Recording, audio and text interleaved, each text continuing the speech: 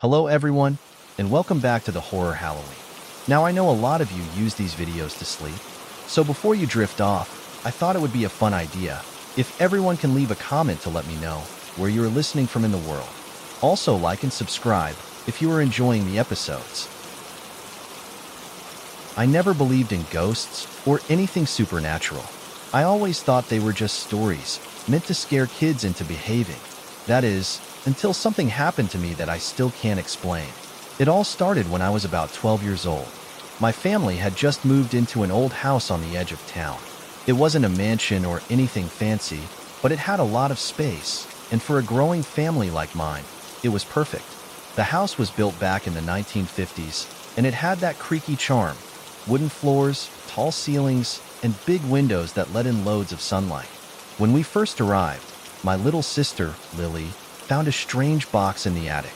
It wasn't like any ordinary box. It was old, wooden, and had strange carvings on the sides. It looked like something you would find in a spooky story. Of course, being the curious little kid she was, Lily opened it. Inside, she found a doll. A raggedy old doll with button eyes and a crooked smile that made it look a little off. It wasn't like the cute dolls you see in stores. It looked like something from another time. Lily loved it instantly. She named it Gertrude and carried it everywhere. At first, everything seemed fine. Lily would play with Gertrude for hours, telling her stories and making her dance around the living room. But soon, weird things started to happen. One night, I was walking down the hallway to my room when I saw the doll sitting on the stairs. I thought it was just Lily playing with it, so I didn't think much of it. But then I heard something that stopped me in my tracks. It was a soft giggling sound, like a child's laugh. But when I turned around, there was no one there. The doll was still sitting on the stairs, its blank eyes staring straight at me. I told myself it was nothing. Maybe I was just tired, or maybe the old house was making strange noises. But as days passed, I couldn't shake the feeling that something wasn't right. One night, after Lily had gone to bed, I heard a noise coming from the living room. It sounded like something was moving, like someone was dragging something across the floor. I got out of bed and tiptoed down the hallway, trying to be as quiet as possible. When I reached the living room, I froze in place. There, in the middle of the floor, was Gertrude. The doll was sitting upright, facing me. But that wasn't what freaked me out. What freaked me out was the fact that I was sure I had left it on the shelf earlier that day, and Lily had never brought it downstairs.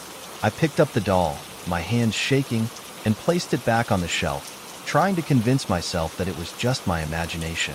But as I turned to leave, I heard that soft giggling again. This time, it came from behind me. I spun around, but there was no one there. The next day, things got even weirder. Lily came running into my room, crying. "Gertrude's gone," she said. "She's not in her spot anymore." I tried to calm her down, but deep down, I was just as scared. I searched the house, looking in every nook and cranny, but the doll was nowhere to be found. I checked the attic, the basement, and even the closets, but it was as if the doll had vanished into thin air. Later that night, I heard a knock on my bedroom door. When I opened it, there, standing in the hallway, was Gertrude. She was propped up against the wall, staring at me with those unblinking button eyes. The hair on the back of my neck stood up. I grabbed the doll, this time not even bothering to try and make sense of it, and shoved it into the attic. I slammed the door and locked it, thinking that would be the end of it. But that wasn't the end. The next few nights were filled with strange noises, scratching sounds from the attic, the feeling of being watched, and that damn giggle echoing through the house. I could hear the doll's little laugh in my dreams too, like it was following me. No matter how hard I tried to ignore it, I couldn't escape the feeling that Gertrude was somehow alive. Finally, I decided I had to get rid of her. My dad had always told me that if something weird happens, you just get rid of it and move on. So I took the doll, put it in a box, and drove to the local woods to bury it. I thought that would be the end of it, but when I returned home, something felt off. The air was heavy, like a storm was about to hit. As I walked up to the house, I froze. There, sitting on the front porch, was Gertrude. She was back. I don't know how she got there. I don't know how she followed me, but I knew one thing for sure. She wasn't just a doll. I don't care if anyone thinks I'm crazy, I knew something dark was attached to her. The more I tried to get rid of her, the more she kept coming back. I can't explain it, but I'm convinced that doll is haunted. I tried everything, burying it, burning it, even giving it away, but it always comes back. It's been years since then, and I still haven't figured out how to stop it. Gertrude is always somewhere in the house, watching me. Sometimes I hear her giggle in the night. Other times I'll find her in a new spot, as if she's moving on her own. And no matter how many times I try to tell people what's been happening, they just look at me like I'm making it up. But I know what I've seen. I know what I've heard. If you ever find an old, creepy doll, no matter how harmless it seems, just leave it alone. Don't bring it into your home, because once it's there, it might never leave. I don't know why Gertrude chose me, but I know one thing for sure. I'll never feel safe with her around. I've always been the type of person who loves collecting things. Ever since I was little, I'd gather all sorts of strange objects, old coins, vintage toys, and even odd trinkets that no one else would want. But my most cherished items were the dolls. Antique porcelain dolls, wooden dolls, and ones made of fabric. They all held some kind of magic for me, and I loved the stories behind each one. That's when I discovered the collector's doll. It all started when I was 17, in the summer right before my senior year of high school. I was at a yard sale with my mom when I spotted it. A doll, sitting on an old wooden shelf, tucked in the back corner of the garage. It was unlike any doll I'd ever seen before. Her dress was a faded purple. Her hair was made of delicate, almost ethereal-looking yarn, and her porcelain face had the faintest cracks, giving her an old, worn-out appearance. Her eyes were wide and glassy, and though they seemed to be looking straight ahead, something about them made it feel as if they were staring into you. It was like she was waiting for something. I couldn't take my eyes off her. "I'll take that one," I said to the elderly woman running the sale. She smiled warmly and handed the doll over to me, but there was something strange in her eyes, something I couldn't quite place. I shrugged it off as just the kind of quirky look people get when they're old. When we got home, I set the doll in my room, right on my shelf, next to the rest of my collection. At first, I didn't think much of it. I thought it was just another interesting addition to my growing collection. But soon, things began to change. It started small, flickering lights, doors creaking when no one was near them, strange cold spots in the corners of my room. I thought it was just the house settling. After all, it was an old house, and weird noises were nothing new. But the more I noticed, the harder it became to ignore. One night, I woke up in the middle of the night to find the doll sitting at the edge of my bed. It wasn't on the shelf where I had left it. Her face was just inches from mine, and her eyes were locked on me. I felt a chill run down my spine, but I told myself it was just a weird dream or my mind playing tricks on me. The next morning, I set her back on the shelf, trying to forget about the incident. But from then on, things only got worse. Every night, I'd hear soft footsteps around my room, as if someone was walking around in the dark. The first time I heard it, I thought it was my mom coming to check on me, but when I called out, no one answered. The footsteps continued, but I never saw anyone. Eventually, I began to feel like I wasn't alone in my own room. It felt like something was watching me, waiting for me to do something. One afternoon, when I got home from school, I noticed something strange. The doll was gone. I checked every corner of my room, looking behind furniture and under my bed, but there was no sign of her. My heart started pounding as I searched the house, but I couldn't find her anywhere. "Mom, have you seen the doll?" I asked, trying to sound calm. She looked at me strangely. "What doll?" "The one I bought at the yard sale. The porcelain one with the purple dress," I said, feeling my panic rise. "It was just here last night." She gave me a puzzled look. "Sweetheart, I think you're imagining things. You've been stressed with school lately, right? Maybe you just misplaced it." But I knew that wasn't true. I didn't misplace her.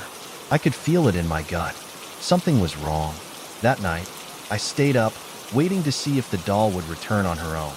Around midnight, I heard the soft sound of footsteps again, this time coming from the hallway. My heart raced as I crept out of bed and made my way down the hall. The house was silent, except for the low creak of the floorboards beneath my feet. When I turned the corner, there she was. The doll was standing at the foot of the stairs, looking up at me with those same, cold eyes. I froze, my breath catching in my throat. How had she gotten there? I was sure I'd checked every corner of my room. There was no way she could have moved on her own. I reached down and grabbed her, my hands shaking as I stared at her face. Her eyes seemed to gleam in the dim light of the hallway, and for a moment, I could have sworn they moved. I quickly ran back to my room, locked the door, and set the doll down on my desk, far away from my bed. But the footsteps didn't stop. Every night after that, the doll would move. Sometimes she'd be at the foot of my bed, other times she'd be sitting on my pillow, and every time, I'd hear the same soft, eerie giggle that seemed to come from nowhere. It was a child's laugh, but twisted and unnatural. It filled the room with a sense of dread that I couldn't shake. I told my mom about what was happening, but she just laughed it off, saying I was probably just imagining things. But I knew what I heard. I knew what I saw. One night, after I'd had enough, I decided to get rid of the doll. I couldn't stand it anymore. I couldn't keep living like this, constantly feeling like I was being watched, like I was being haunted by something that wasn't human. I took the doll, wrapped it in a towel, and drove out to the woods. I dug a hole in the earth and buried her deep, hoping that would be the end of it. But when I turned to leave, I heard the sound of soft footsteps behind me. I spun around, but the doll was nowhere to be found. That's when I saw her. She was standing in the distance, just inside the tree line, watching me. Her pale face gleamed in the moonlight, her eyes glinting with that same cold, knowing look. I felt my stomach churn with fear, and I ran as fast as I could back to my car. I never went back to that house after that night. I don't know what happened to the doll. I don't know if it was cursed, or if there was something dark attached to it. All I know is that after I left, the strange occurrences stopped. No more footsteps, no more laughter, no more feeling like I was being watched. But I still remember that night. The feeling of her cold, glassy eyes on me, and the sound of her footsteps echoing in the darkness. And sometimes, when I'm alone, I swear I can still hear her laugh, drifting on the wind. If you ever come across a doll like the one I had, a doll with glassy eyes and an eerie smile, don't take it. It's not just a toy. It's a collector's item, but not in the way you think. And once it's in your life, it may never leave. I've always been a curious person. As a kid, I would explore every nook and cranny of my family's house. My parents, always busy with work, never paid much attention to what I was up to. That worked out for me because I had the run of the place, except for one room, the attic. The attic was always off limits. My mom told me it was because there were old things up there that might be dangerous. Fragile antiques, boxes of old clothes, and papers from my parents' childhoods. But I didn't care about that. I was a teenager at the time, and curiosity had taken hold of me. I was tired of hearing about all the treasures that were kept hidden up there. So, one day when my parents weren't home, I decided to explore. I grabbed the ladder from the garage and set it up in the corner of the hallway. The attic door was always locked, but after some coaxing, I managed to get the old padlock open with a spare key I found in my mom's drawer. The door creaked loudly as I pushed it open, sending a rush of cold air from the dark, dusty space above. I hesitated for a second, but then the allure of what might be hidden up there took over. As I climbed up the ladder, my flashlight beam bounced off the walls, revealing stacks of boxes and old furniture covered in dust. The air smelled stale, and the floor creaked under my weight. I started to sift through the boxes, looking for anything interesting. It wasn't long before something caught my eye. Tucked in the back corner, behind an old wardrobe, was a wooden box. The box wasn't very large, but it looked ancient, with intricate carvings on the sides and a brass latch that seemed out of place. I was immediately drawn to it. It looked like something I'd seen in a horror movie, a box that was meant to stay closed, a box that contained secrets best left forgotten. My heart raced as I opened the latch. Inside the box, nestled in layers of velvet fabric, was a small dollhouse, an antique wooden dollhouse with peeling paint and broken windows.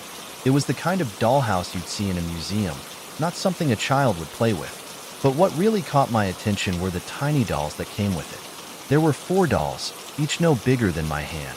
Their faces were porcelain, cracked in places, and their clothes were made from old, faded fabric. But it wasn't just their appearance that made my skin crawl. It was the way they looked. They were staring right at me. Their eyes were dark, black, and glassy, and they seemed to follow me wherever I moved.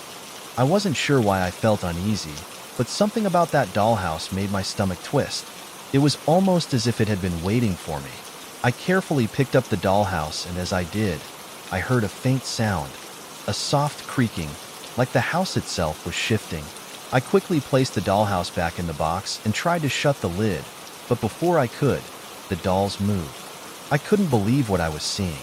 The dolls' arms and legs twitched, and their heads seemed to tilt as if they were looking at each other, then at me. My heart pounded in my chest. I closed the box, but the movement continued, as though they were still shifting inside. I rushed down the ladder and slammed the attic door behind me, feeling like something was watching me. I left the box in the attic, locked the door again, and vowed never to go back up there. But the next night, something strange happened. As I lay in bed, trying to forget about the creepy dolls, I heard the faint sound of laughter. It was a child's giggle, distant but clear. I pulled the covers over my head, thinking it was just my imagination, but the laughter grew louder, and I swear I could hear footsteps moving around the house. The sound of tiny feet pattering on the floorboards. I thought I was going crazy. It was impossible for the dolls to be moving. They were just dolls, right? I convinced myself that I had imagined the whole thing. But the next morning, I found something that made my blood run cold. The box was no longer in the attic. It had been moved. I searched the house, checking every room, every corner. But the dollhouse was gone. I even asked my parents if they'd moved it, but they hadn't touched anything in the attic. Days passed, and I tried to forget about the dollhouse. I went about my life, but things started happening. The giggling didn't stop. Every night, as I lay in bed, I could hear the sound of little feet running across the floor. The sound was always faint, but unmistakable. And sometimes, just as I was about to fall asleep, I could feel something crawl into bed with me, a cold weight beside me, pressing into the mattress. I was terrified, but what really frightened me was the sense of being watched. Everywhere I went, I felt as if those porcelain eyes were following me. I'd glance in mirrors and see strange shapes out of the corner of my eye. In my dreams, I'd see the dolls, sitting in their little house, staring at me with their empty eyes. Finally, after weeks of unease, I couldn't take it anymore. I decided to confront whatever it was that was haunting me. I went back to the attic, my heart pounding with fear. I was determined to find the dollhouse and put an end to whatever curse had been placed on it. The attic door creaked open again, and I climbed up the ladder, my flashlight shaking in my hand. The attic was exactly how I had left it, dusty, quiet, and still. But then I saw it. In the corner, where I had originally found the box, there it was again. The dollhouse, sitting on top of an old chest. It had been placed there carefully, as if someone, or something, had decided it needed to be out in the open. I walked toward it, my breath shallow. The dolls were there, still in the house, their eyes once again locked onto me. But this time, something was different. Their faces were twisted into strange, grotesque smiles, and the wooden doors of the dollhouse creaked open on their own. I took a step back, fear seizing my chest. That's when I saw it. The dollhouse was no longer just a dollhouse. It was real. The walls were moving. The floorboards were creaking. I could see little shadows moving inside the house, as if the dolls were alive and walking through their tiny rooms. And then I heard it, the unmistakable sound of footsteps, only this time they were louder, clearer. A pair of small, cold hands reached out from the dollhouse, followed by tiny feet. The doll was coming for me. I ran out of the attic, slammed the door shut behind me, and bolted downstairs. I couldn't breathe. I couldn't think. My mind was racing with images of the dolls, those cold, glassy eyes and twisted smiles. From that day forward, the sounds continued. The giggles, the footsteps, the feeling of being watched. And no matter where I went, I couldn't escape those eyes. It felt like the dolls were always just behind me, just out of reach, waiting for me to slip up. I never went back to the attic again. The dollhouse was left behind, but it didn't matter. The curse of the dolls had followed me, and every time I thought I had escaped, I would hear the laughter, the eerie sound of tiny feet pattering behind me. If you ever find a dollhouse like the one I did, locked away in an attic, collecting dust, leave it there. Don't touch it, because once you do, you'll be part of the story. And the dolls? They'll never let you forget it. Growing up, I always thought dolls were just innocent toys. My little sister, Emma, had a collection of them.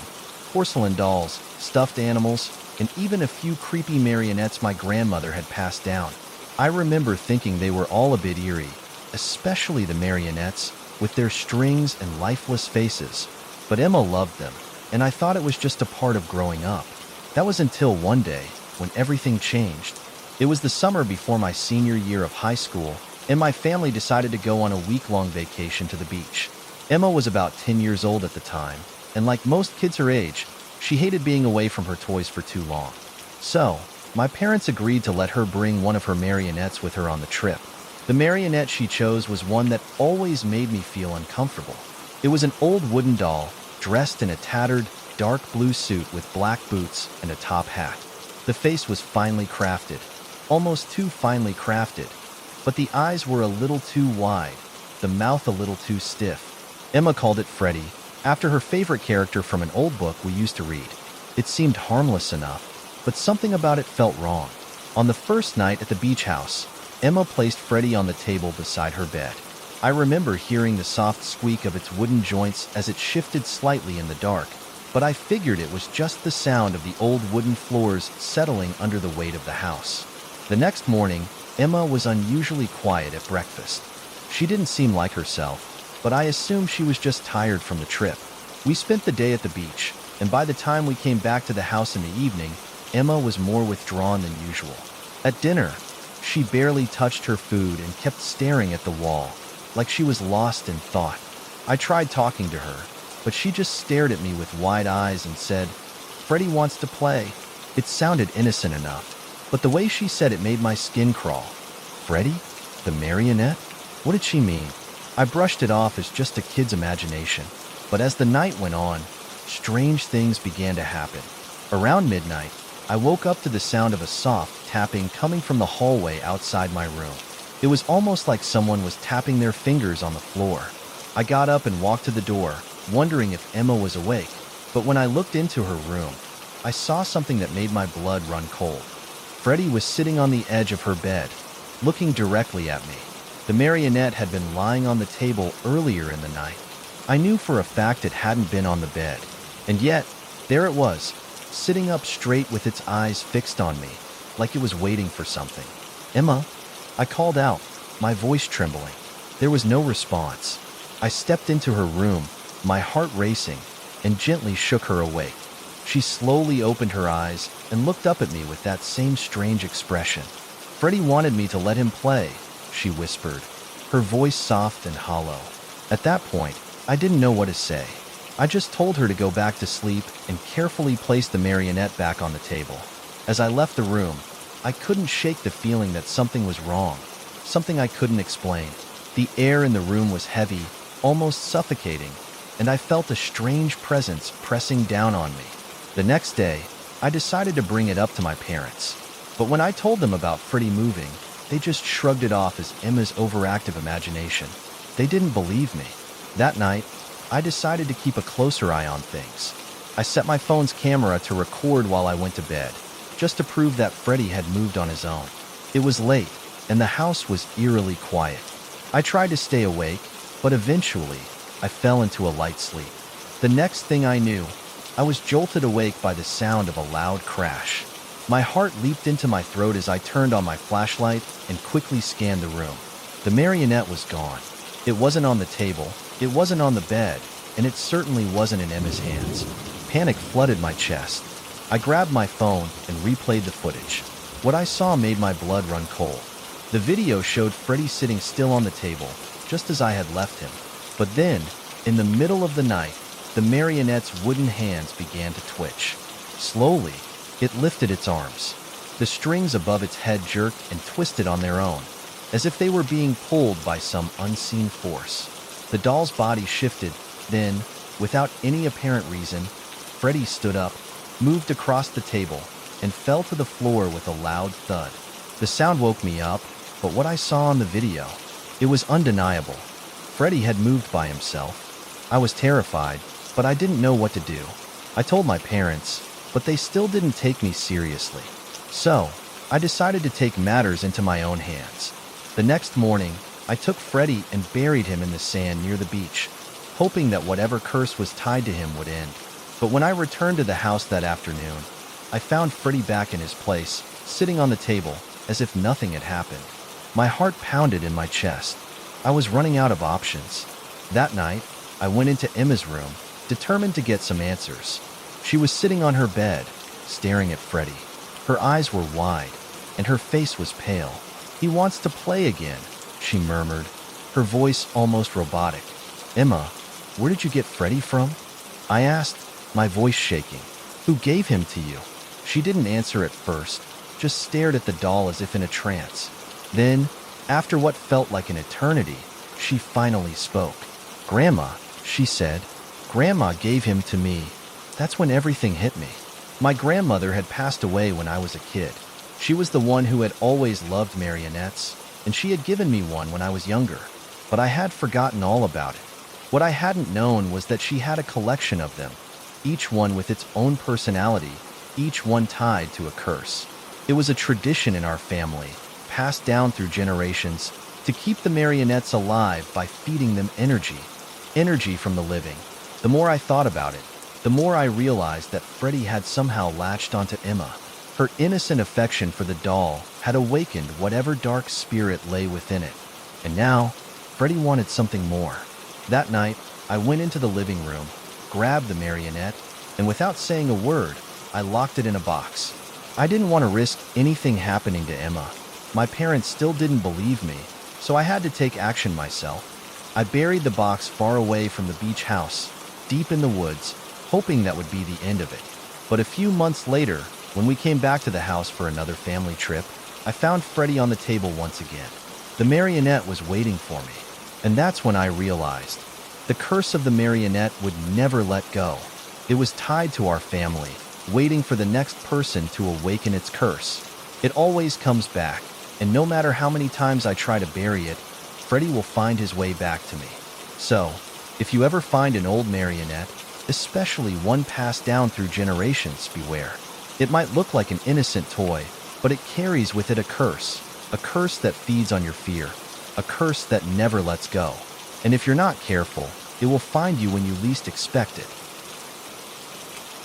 I never believed in ghosts. I was always the type of person to dismiss things like haunted houses or creepy dolls as mere superstition, but that was before I encountered the toy shop. It all started a couple of years ago when I was traveling with my family on a road trip. We were on our way to a cabin in the mountains for a weekend getaway. As we drove through the winding roads, my parents pointed out a small, dusty town we were about to pass. It was one of those places that seemed like it had been frozen in time. A few old shops, a gas station, and the kind of sleepy atmosphere you'd expect from a place that hadn't changed in decades. My younger brother, Matt, was the first to notice the toy shop. It wasn't a huge store, just a small, dimly lit place with an old-fashioned sign that read "Toys of Yesteryear" in faded letters. He begged our parents to stop, and despite the fact that we were running late, they reluctantly agreed. Matt had always had a fascination with old toys, and they figured it would be a quick stop. As soon as we stepped inside, I had a strange feeling. The shop was cramped, with shelves lining the walls from floor to ceiling, all cluttered with every kind of toy you could imagine.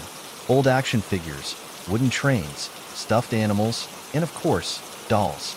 The dolls were the most unsettling part of the shop. They were all perched on high shelves, some of them so old that their porcelain faces were cracked and chipped. Others had glassy eyes that seemed to follow you wherever you went. The shopkeeper, a hunched old man with a crooked smile, was sitting behind the counter, cleaning something with a rag. He barely looked up when we entered. "Everything's for sale," he muttered, his voice raspy. "Just ask if you see something you like." We didn't stay long at first. Matt immediately found an old wooden toy soldier that he insisted on buying, while I drifted toward the back of the shop, where there was a display case full of dolls. They were the kind of dolls you'd expect to find in a museum, beautiful but eerie, with intricate dresses and perfectly painted faces.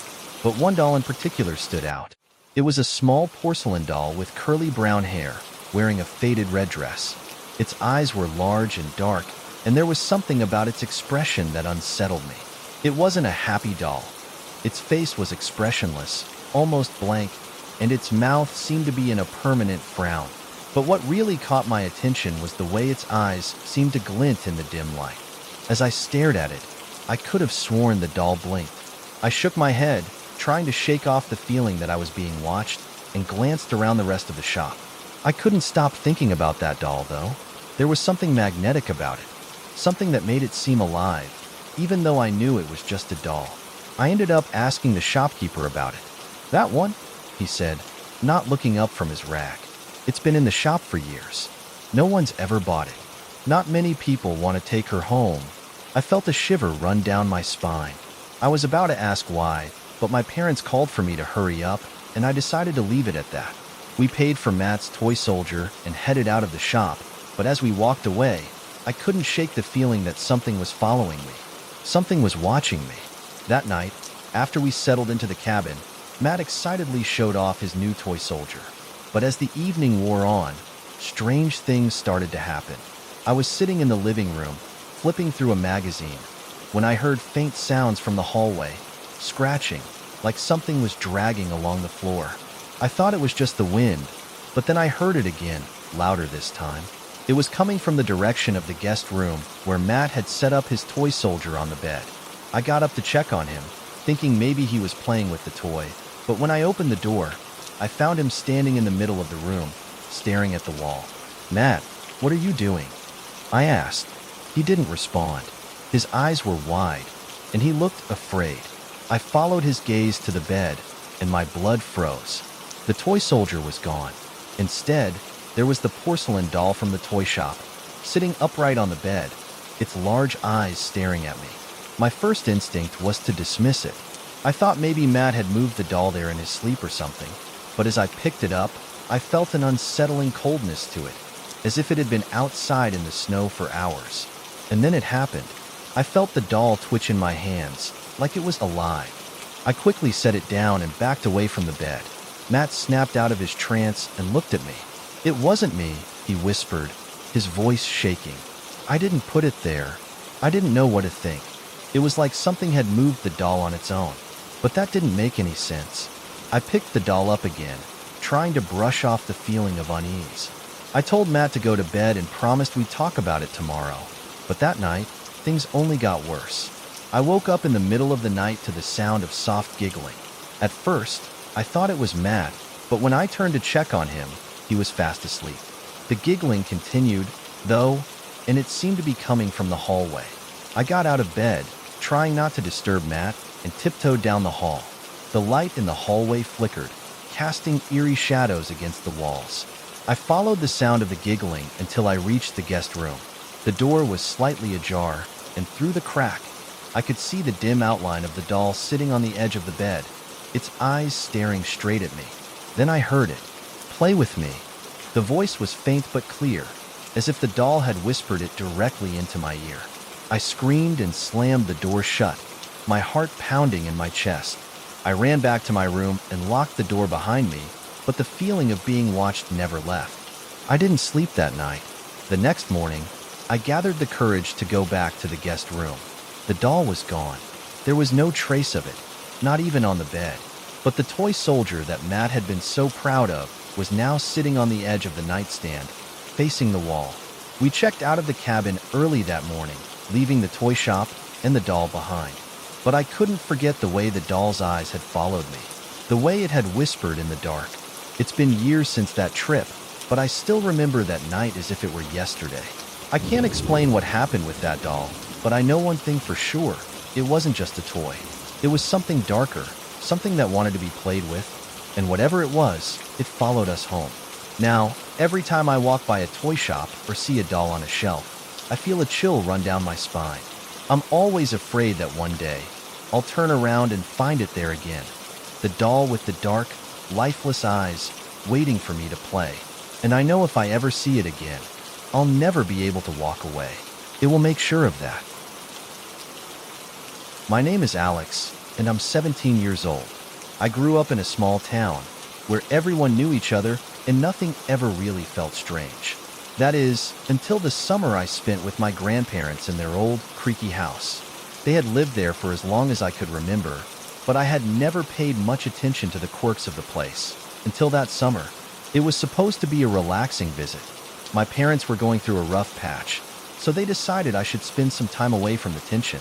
My grandparents' house was quiet, peaceful on the surface.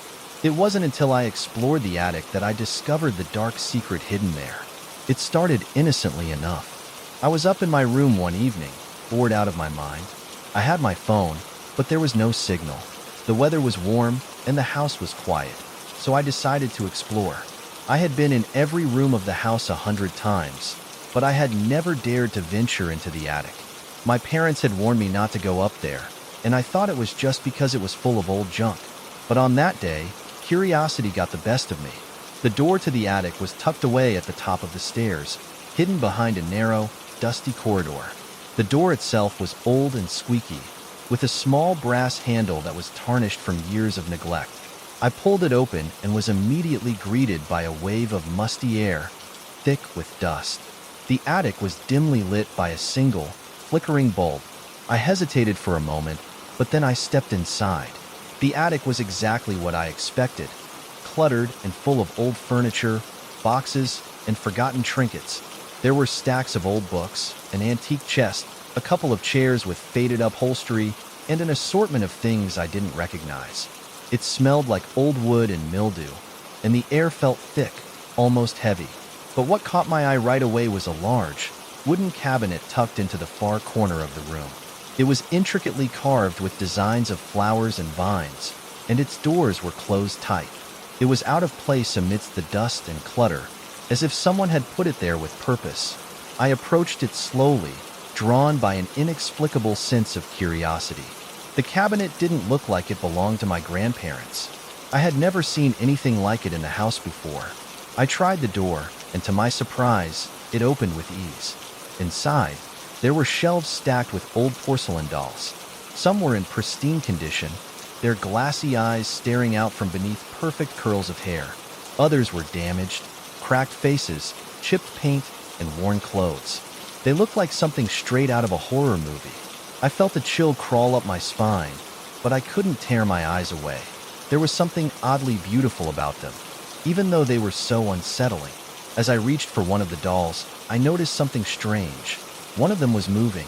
At first, I thought I had imagined it, but when I looked closer, the doll's eyes were no longer fixed in place.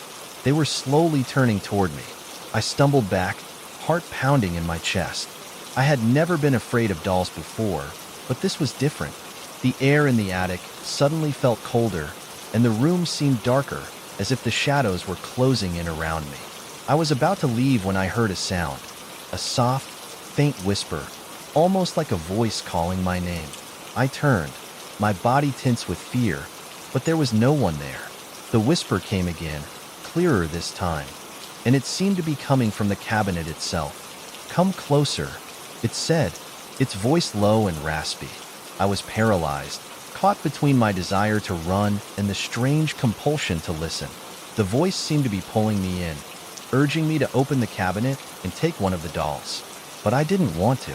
I knew something was wrong, but the whisper came again, this time louder. "Take me." Against my better judgment, I reached for the doll with the moving eyes. As my fingers touched its cold porcelain skin, I felt a jolt of electricity course through my body. The room seemed to spin for a moment, and I had to steady myself against the cabinet. The doll's eyes were now wide open, staring directly at me, and its lips curled into the faintest, most sinister smile. I dropped the doll and backed away, stumbling toward the door.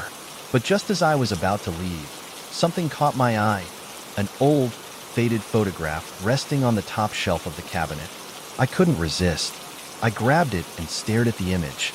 It was a family portrait from years ago, with my grandparents in the center, flanked by several children I didn't recognize. There was one girl in the front row, a little girl with dark eyes and a sad expression. She was holding a doll, the same kind of doll that was now in the cabinet. I froze, my heart pounding in my chest. The girl in the photo looked just like the dolls, too lifelike, too perfect. And then I noticed something else. There was a strange symbol drawn on the bottom of the photo, something that looked like a circle with intricate markings around it. The more I stared at it, the more I felt something stir in the pit of my stomach. It was as if the symbol was alive, pulling me into its depths. Suddenly, the whispering returned, louder this time, and I spun around, terrified. The dolls were no longer just sitting on their shelves.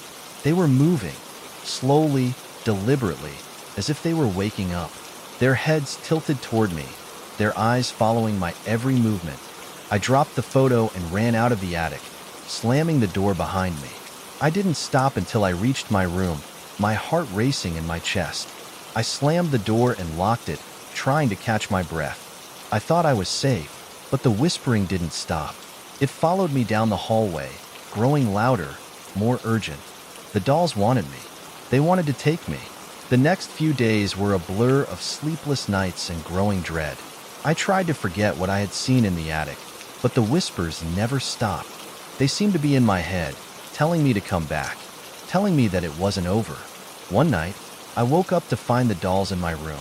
They were everywhere, sitting on my bed, standing by the window, their glassy eyes locked on me. I screamed and ran, but no matter where I went, they followed.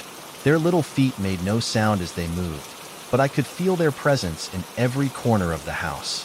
I tried to leave, but every time I opened the door, I was met with the dolls, standing in the hallway, staring at me with those cold, lifeless eyes.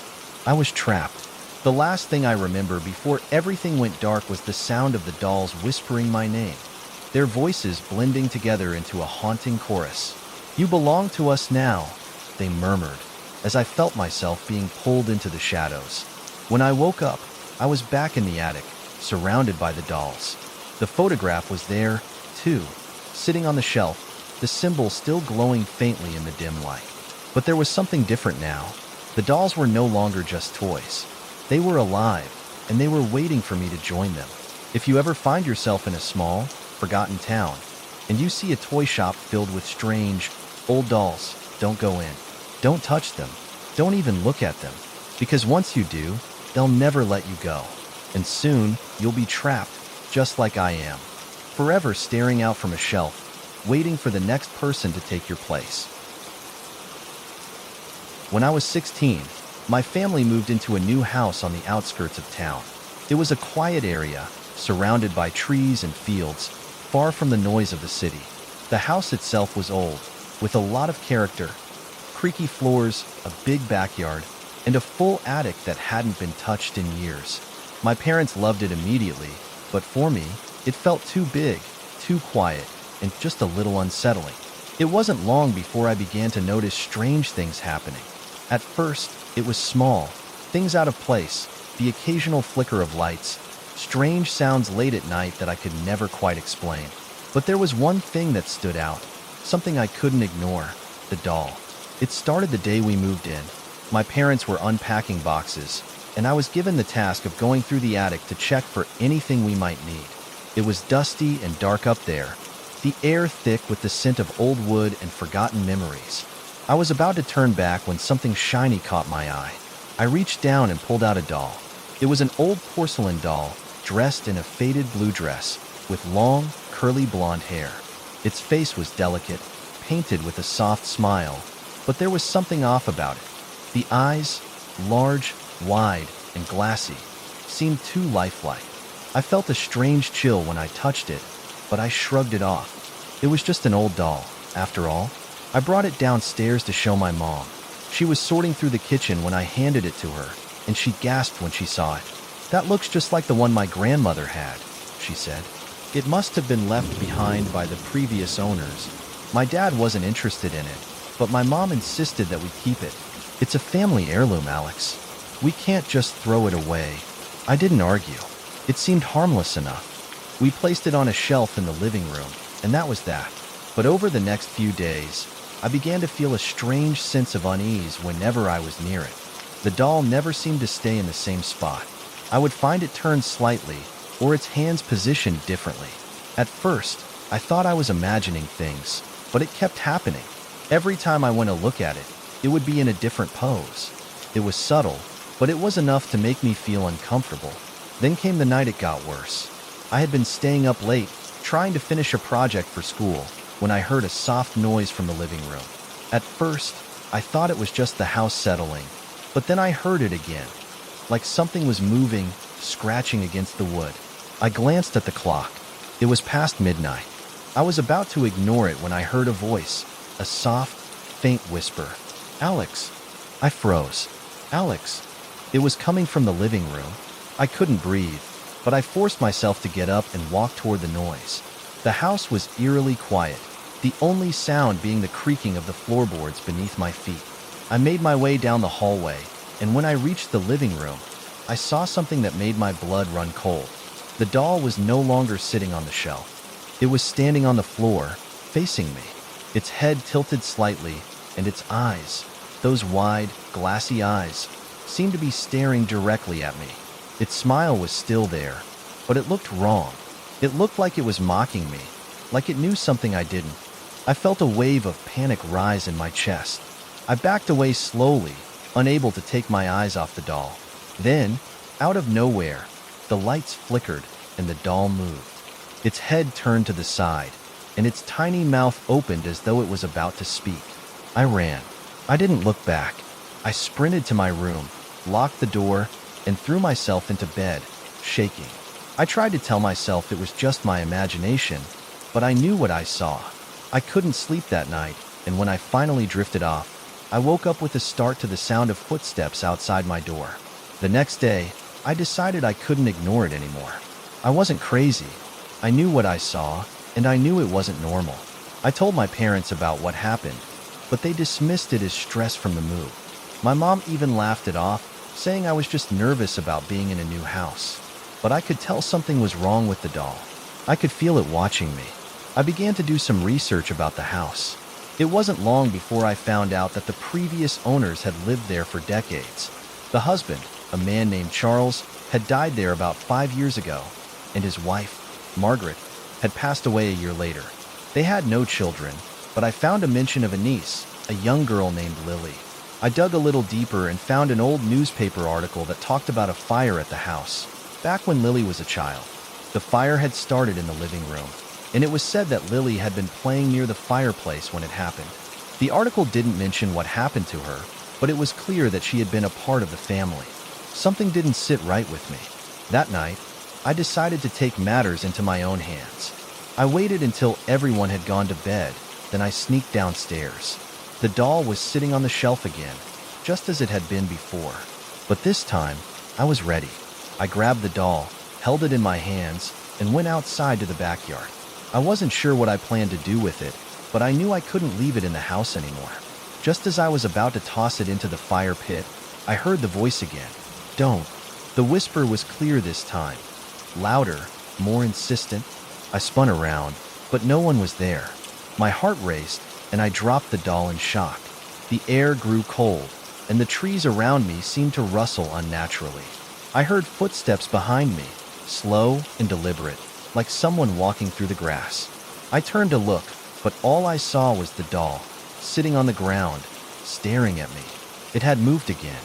I ran back inside, slamming the door behind me. The doll was gone from the living room the next day. I searched the house high and low, but I couldn't find it. It was as if it had vanished. For weeks, I felt like I was being haunted by the doll. I would hear the soft whispers at night, calling my name. But whenever I checked, the doll was nowhere to be found. I became paranoid, constantly looking over my shoulder, afraid of what might be lurking in the shadows. Then, one afternoon, I found it again. It was sitting on my bed, facing the wall, as though it had been waiting for me. I felt a cold chill run through my veins as I picked it up, feeling its weight in my hands. The doll's glassy eyes followed me as I walked to the front door, but this time, I didn't hesitate. I opened the door and threw the doll into the street. For a moment, everything felt peaceful, but then, the whisper came again, soft and sweet, just like before. "Alex." I turned, but there was no one there. The doll was gone, and I knew it would never leave me alone. It was as if it had a life of its own, a dark, twisted life that wouldn't stop until it had claimed me. To this day, I still hear the whispers sometimes, calling my name in the dead of night. Sometimes, I swear I see the doll, watching me from a distance, its glassy eyes always following me, waiting for the moment I let my guard down. If you ever come across an old porcelain doll with lifelike eyes, don't take it home. Don't even touch it. It's not just a doll. It's something far worse, something that won't let you go once it has you in its grasp. I've always been a skeptic when it comes to the supernatural. I didn't believe in ghosts, curses, or haunted objects. I thought it was all just stories meant to spook people, nothing more than figments of overactive imaginations. That all changed the summer I found her, the doll that would change my life forever. It started with an old yard sale my mom dragged me to. I was 15 at the time, and I wasn't thrilled about spending my Saturday morning sifting through junk at some stranger's house. But I didn't have a choice. My mom was always looking for treasures, little antiques or decorations for the house. I often grumbled, but I didn't really mind. Most of the time, the items she found were kind of cool. On that particular morning, we arrived at an old, weather-beaten house at the edge of town. The yard was full of odds and ends, old furniture, broken toys, and boxes filled with what seemed like random knickknacks. I started looking through a box of old books, hoping to find something interesting, when I noticed something out of the corner of my eye. A porcelain doll. It sat on a shelf by itself, surrounded by other trinkets and dusty old vases. But this doll was different. Her wide, glassy eyes seemed to glimmer in the light, and her tiny painted lips curled into a soft, innocent smile. She wore a faded pink dress, with lace trim and a ribbon at the collar. Her hair, though a little disheveled, was golden and soft, falling in gentle curls around her face. It was the kind of doll you'd expect to see in an old, dusty attic, a relic from another time. I walked over to take a closer look, feeling drawn to her. There was something strangely comforting about the doll, even though I couldn't shake the feeling that something was off. Her porcelain skin was unnervingly smooth, and her eyes seemed almost too real. It felt like she was watching me. "Mom, look at this doll," I called over to her. My mom came over and smiled when she saw it. "Oh, isn't she sweet? I think I'll take her home." I was a little surprised. My mom wasn't one to buy creepy things, but she seemed enchanted by the doll. "You're really going to get it?" I asked, raising an eyebrow. "Well, why not? It's old, and I think it'll look nice on the shelf in the living room." I shrugged. "Okay, if you like it, I guess." The woman running the sale was an older lady, hunched over and wearing thick glasses. She smiled kindly as my mom asked how much the doll was. $5, the woman said, "but she's a special one. Been in the family for generations. There's something about her, you know? She's been with us for years." I didn't pay much attention to the woman's words, but the way she spoke made me feel uneasy.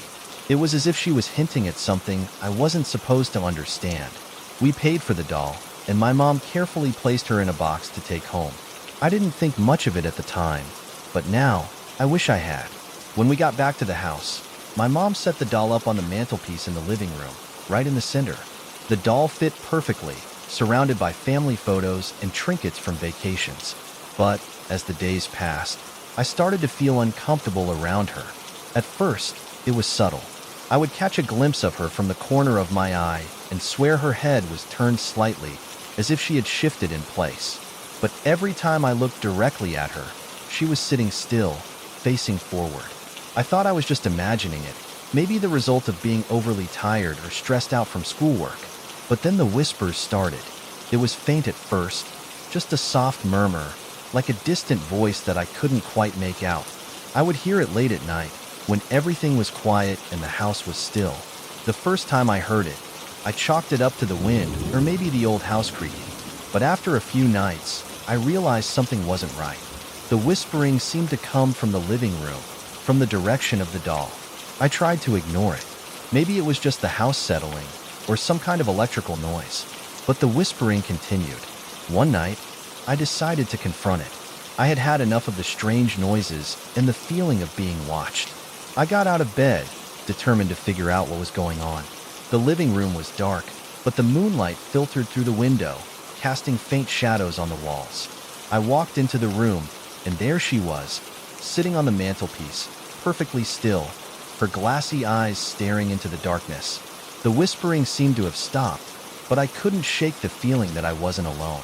I stepped closer to the doll, my heart racing, and that's when I noticed something that sent a chill down my spine. Her eyes were no longer facing forward. They were turned slightly to the right, staring directly at me. I froze. The air in the room felt heavier, colder. I could almost hear her breathing, soft, almost imperceptible, but there nonetheless. "Okay, this is getting ridiculous," I muttered, trying to talk myself out of it. But my hand was shaking as I reached up to move the doll, to prove to myself that it was all in my head. I grabbed her by the waist and turned her to face the front again. But the moment I let go, something strange happened. Her head slowly turned back, as if she had a mind of her own, and once again, she was looking directly at me. That's when the whispering started again, this time louder. It wasn't a soft murmur anymore. It was as if someone was right next to me, speaking in my ear. "Leave me here." I stumbled back, nearly tripping over the rug. My breath caught in my throat, and I suddenly felt lightheaded. I backed away from the doll, my legs weak beneath me. The whispering continued, and I realized the voice was familiar, too familiar. It was my own voice. That's when I couldn't take it anymore. I ran to my room, locked the door, and pulled the covers over my head, hoping to block out the sounds. But they didn't stop. The whispers followed me, echoing in my mind, growing louder and more insistent. "Leave me here," it repeated over and over. The next morning, I didn't mention it to my mom. I didn't want to seem crazy, but I could feel it. She was still watching me. Every time I walked through the living room, I felt the weight of her eyes on me. And every time I turned to look, her head was turned ever so slightly, as if she was following my movements. It got worse. One afternoon, my mom went out to run errands, and I was left alone in the house. I tried to go about my day, but it was impossible to shake the feeling of dread that had settled over me. I couldn't focus on anything. Every noise, every creak, seemed to make me jump. I went to the living room, and to my horror, I found the doll wasn't sitting on the mantel anymore. She was gone. I searched the house frantically, looking in every room, checking under furniture, and opening every closet. But there was no sign of her. I even checked outside, as if I thought she might have somehow walked out the door. When my mom came home, she was just as confused. We searched the entire house together, but the doll was nowhere to be found. We had no idea where she had gone. That night, after everything had settled down, I went to bed exhausted. I lay in the darkness, unable to sleep, when I heard something that made my heart stop. The whispering. It was back. I sat up in bed, wide-eyed, and looked toward the door. The whispers were faint at first, but they grew louder, clearer. "You're mine now." And then, I heard the soft sound of porcelain scraping against the floor. I turned to look, and there, standing at the edge of my bed, was the doll. Her glassy eyes were locked onto mine, and her lips curled into a smile that seemed to stretch just a little too wide. I ran. I don't know where the doll is now, but I'm not sure I ever want to know. All I know is that she followed me here, and she's still out there, somewhere, waiting for the moment I let my guard down. If you ever come across an old porcelain doll with lifelike eyes, beware. Because once she looks at you, she will never let you go. And wherever you go, she will follow. When I was 13, my family moved to a small town nestled in the heart of the mountains. It was the kind of place where everyone knew everyone else, and stories of strange happenings seemed to weave themselves into the town's very fabric. Our new house was charming but old, with creaky wooden floors and an attic filled with forgotten belongings. It was in that attic where I first found it, a marionette puppet that would soon turn my life into a nightmare. My parents had sent me upstairs to help clear out the attic one rainy Saturday. The storm outside rumbled, and the rain beat against the roof, setting the perfect eerie atmosphere. I wasn't thrilled about spending my weekend in the dusty, cobwebbed space, but I grabbed a flashlight and headed up the rickety stairs. The attic was crammed with all sorts of forgotten treasures, antique furniture, stacks of yellowed newspapers, and boxes overflowing with old clothes. As I dug through one of the boxes, I found the puppet. It was old, its wooden face painted with a faint smile that somehow looked more menacing than cheerful. Its eyes, though just painted on, seemed unnervingly alive, as if they were watching me. The puppet's strings were tangled, and its clothes, once vibrant red and white, were now faded and torn. Despite its unsettling appearance, something about it fascinated me. I held it up to the light, examining the intricate carvings on its hands and face. It felt strangely heavy for its size, and the wood was cool to the touch. I decided to show it to my parents. When I brought the puppet downstairs, my mom frowned. "Where did you find that?" she asked. "In the attic," I replied. "It's kind of cool, don't you think?" She hesitated. "It's unusual. Maybe just put it back where you found it." "But why? It's just a puppet." My dad shrugged. "If you like it, you can keep it. It's probably been up there for decades." Ignoring my mom's unease, I decided to keep the puppet in my room. I even named him Charlie, thinking it would make him less creepy. But naming him didn't help. That night, as I lay in bed, I felt an odd sensation, like I was being watched. Charlie sat on a chair in the corner of my room, his painted eyes facing me.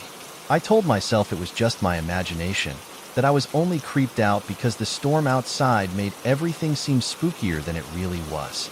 But then, I heard it, a soft creak, like someone shifting their weight on the wooden floor. My heart pounded as I sat up and turned on my bedside lamp. Charlie hadn't moved. He was still sitting in the chair, his head tilted slightly to the side. "Stop being ridiculous," I whispered to myself.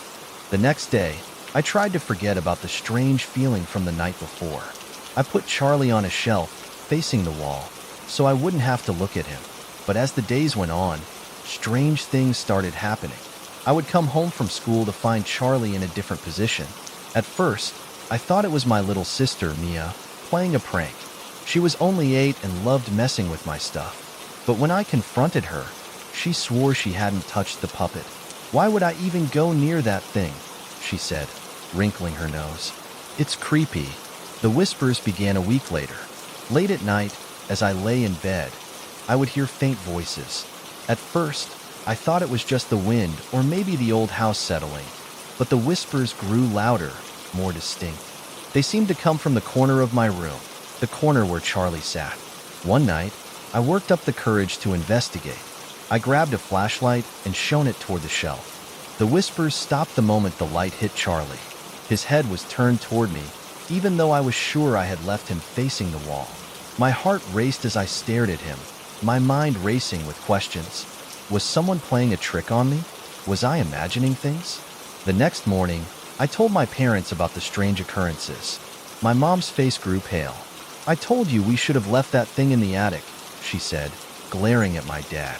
"You think it's haunted or something?" he joked, trying to lighten the mood. But I wasn't laughing. That evening, I decided to get rid of Charlie. I took him outside and threw him in the trash. I felt a strange sense of relief as I watched the garbage truck haul him away the next morning. But that night, he came back. I woke up to the sound of faint tapping, like someone lightly knocking on wood. My room was dark, but the moonlight streaming through the window illuminated the figure sitting on my desk. It was Charlie. My stomach dropped. How was that possible? I had seen the garbage truck take him away with my own eyes. His head was tilted toward me, his painted smile wider than I remembered. I stared at him, paralyzed with fear, until the tapping started again. It wasn't coming from the desk. It was coming from the strings. They were moving, tugging at the wooden frame above his head, as if an invisible hand was controlling him. "Leave me alone," I whispered, my voice trembling. The tapping stopped. For a moment, the room was silent. Then, in a voice that didn't belong to me, didn't belong to anyone, Charlie spoke. "Why did you throw me away?" I couldn't scream. I couldn't move. All I could do was stare as his painted eyes seemed to come alive, glinting with something dark and malicious. "You're mine now," he said, his voice soft and eerie. "You'll never get rid of me." I don't remember how I managed to move, but I grabbed Charlie and ran outside. I threw him into the fire pit in our backyard and lit a match. The flames roared to life, engulfing the puppet in seconds. As he burned, I heard the whispers again, louder than ever, screaming in a language I didn't understand. The fire crackled and hissed, and when it finally died down, all that was left was a pile of ashes. I thought it was over. I wanted to believe it was over, but deep down, I knew it wasn't. A week later, I found a single string on my bed, charred at the edges. And every so often, when the house is quiet and the lights are off, I hear the faint sound of tapping. Charlie may be gone, but he's not gone. He's waiting, watching, and sometimes, late at night, I swear I can still hear his voice, whispering in the darkness, "You'll never get rid of me." When I was 10, my family moved into a small house on the edge of a forest.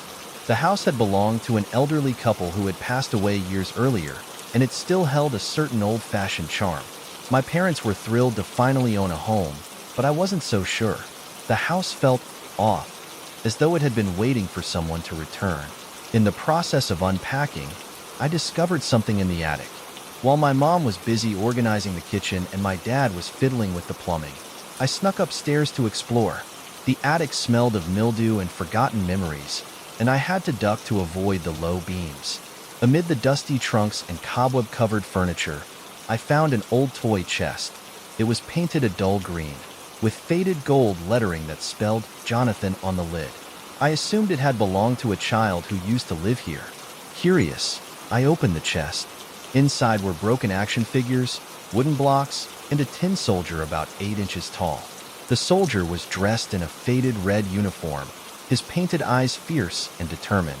He had a musket slung across his shoulder and a small scratch on one cheek that made him look like he'd been through a battle. Unlike the other toys, which were dusty and forgotten, the soldier looked almost new. His paint gleamed in the dim attic light. Something about the toy intrigued me. I felt like he was watching me, even though his eyes were just painted on. I decided to take him downstairs. "Look what I found." I showed my mom the soldier. She smiled, though there was a flicker of unease in her expression. "That's interesting. Just don't leave it lying around, okay?" I didn't understand why she seemed wary, but I brushed it off. That night, I placed the soldier on my nightstand. The trouble started almost immediately. The first night, I woke up to a loud thud. My room was dark, but the dim glow of the moon through my window lit the floor.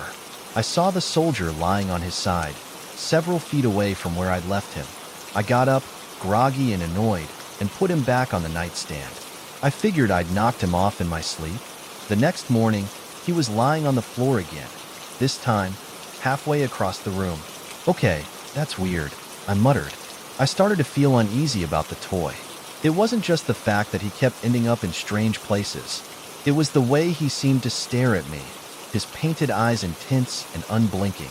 Sometimes, I swore his head was tilted slightly, as though he were listening.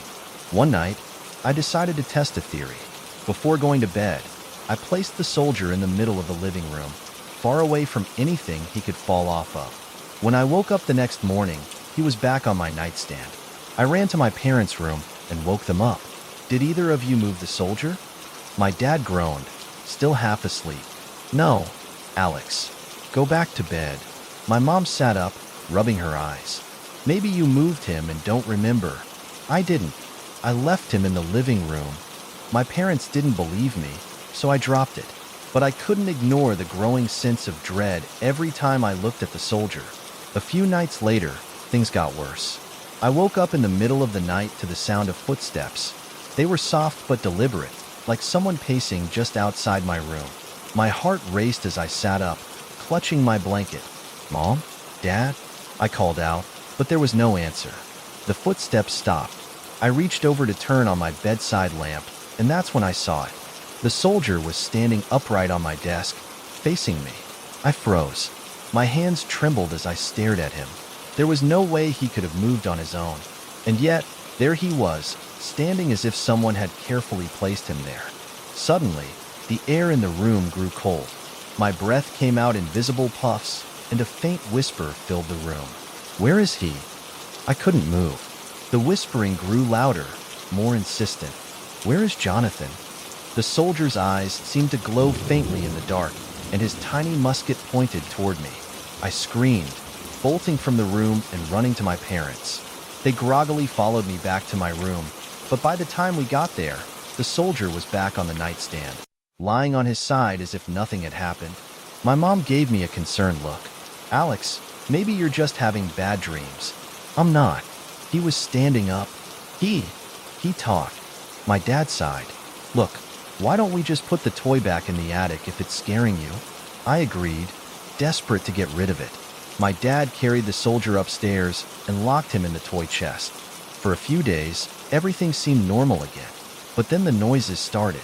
Late at night, I'd hear faint tapping sounds, like someone rapping on the walls. Sometimes, I'd hear the floorboards creak, as if someone were walking around. Once, I woke up to find muddy footprints leading from the attic door to my room. The whispers returned, too, louder and clearer than before. "Where is Jonathan?" One night, I decided to confront whatever was happening. Armed with a flashlight, I climbed into the attic, determined to end this once and for all. The toy chest was open. The soldier stood in the center of the attic floor, his musket pointed directly at me. "Where is Jonathan?" The voice echoed, filling the attic. "I don't know," I shouted, tears streaming down my face. "I don't know who Jonathan is."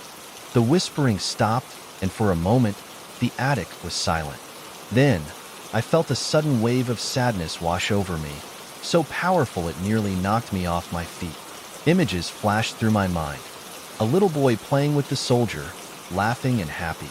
Then, the boy grew sick, lying in bed while the soldier sat by his side.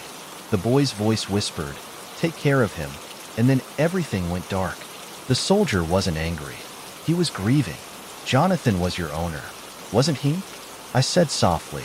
The soldier didn't move, but the air in the attic felt lighter, as if acknowledging my words.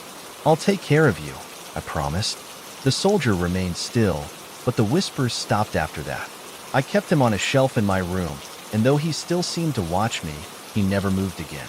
But sometimes, late at night, I'd hear faint whispers of laughter, as though Jonathan had finally found peace. Even now, years later, the soldier sits in my room, a silent guardian. I don't know if I'll ever fully understand what happened, but I know one thing for sure. Some toys carry more than memories. When I was 12, my grandmother passed away. She had always been a little eccentric, collecting odd trinkets and knickknacks that she said held stories. Her house was filled with antique furniture, dusty old books, and peculiar items that seemed to belong in a museum. After the funeral, my family went to her house to sort through her belongings. That's when I found her. In one of the guest bedrooms, on a shelf above the bed, sat a music box. It was delicate and ornate, with carved roses and gold trim. Inside the music box was a tiny porcelain doll. She wore a pink dress with lace trim, and her hair was styled in perfect blonde curls. Her painted blue eyes were wide open, as though she were staring at something just over your shoulder. The music box caught my attention immediately. Unlike the other dusty and worn-out items in the house, this looked pristine. It almost seemed to glow in the afternoon sunlight filtering through the window. "Can I keep this?" I asked my mom. She hesitated for a moment before nodding. "Sure, honey, but be careful with it. It looks fragile." I took the music box home and placed it on my desk. That night, after finishing my homework, I decided to wind it up. The melody it played was hauntingly beautiful, a slow, lilting tune that felt both comforting and eerie at the same time. As the music played, the doll spun in a circle, her tiny painted face gazing out at the room.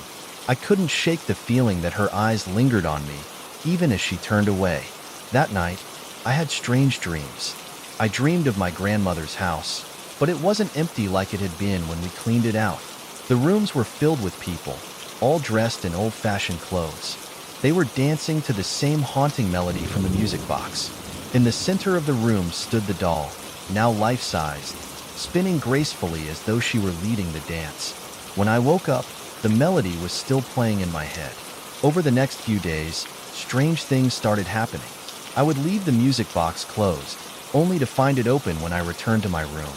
Sometimes, the melody would start playing on its own, even though I hadn't wound it up. At first, I thought it was just a malfunction. Maybe the mechanism was old and faulty. But then, things took a darker turn. One evening, as I sat at my desk doing homework, I heard the faint sound of whispering. I looked around, thinking it was my little sister playing a prank, but my door was shut and I was alone. The whispering grew louder, more distinct. It sounded like a woman's voice, soft and melodic, but I couldn't make out the words. My eyes drifted to the music box. The doll's face seemed different, her expression slightly more serious, almost sad. "Who's there?" I whispered. The whispering stopped. I tried to brush it off as my imagination, but deep down, I knew something wasn't right. That night, I woke up to the sound of the music box playing. My room was dark, except for the faint moonlight streaming through the window. The melody was slower this time, almost mournful. I sat up in bed, my heart pounding. The music box was open, and the doll was spinning in her endless circle. But then, she stopped. The music kept playing, but the doll wasn't moving anymore. She just stood there, her painted eyes locked onto mine. I scrambled out of bed and slammed the lid shut. The music stopped abruptly, and for a moment, the room was silent.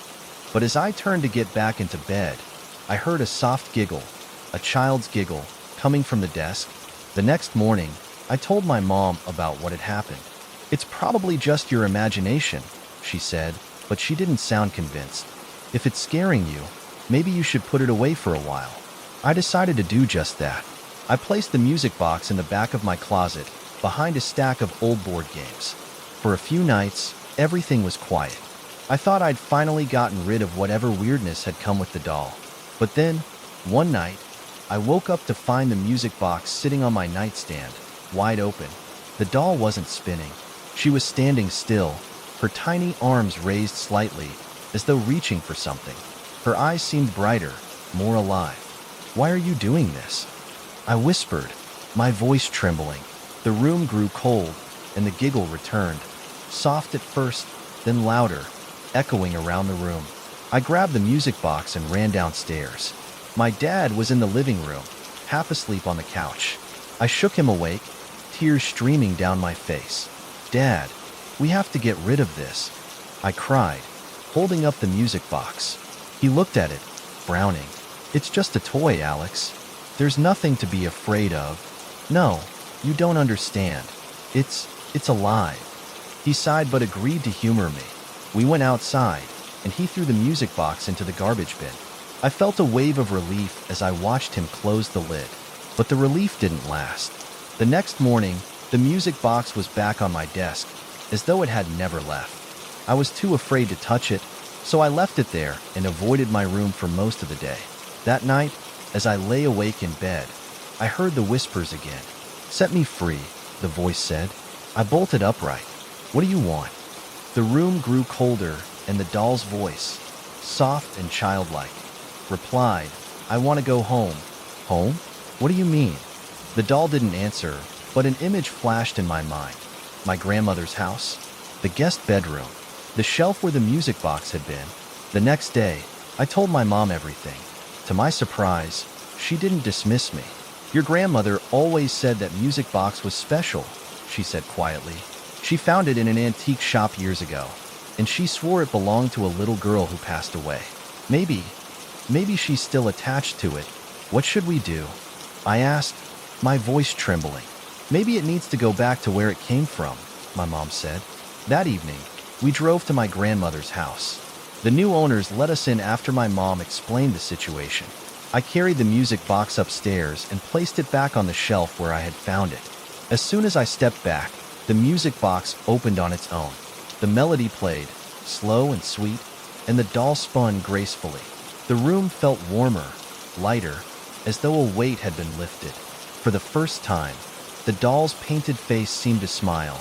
Not the eerie, lifeless smile I'd seen before, but something softer, almost peaceful.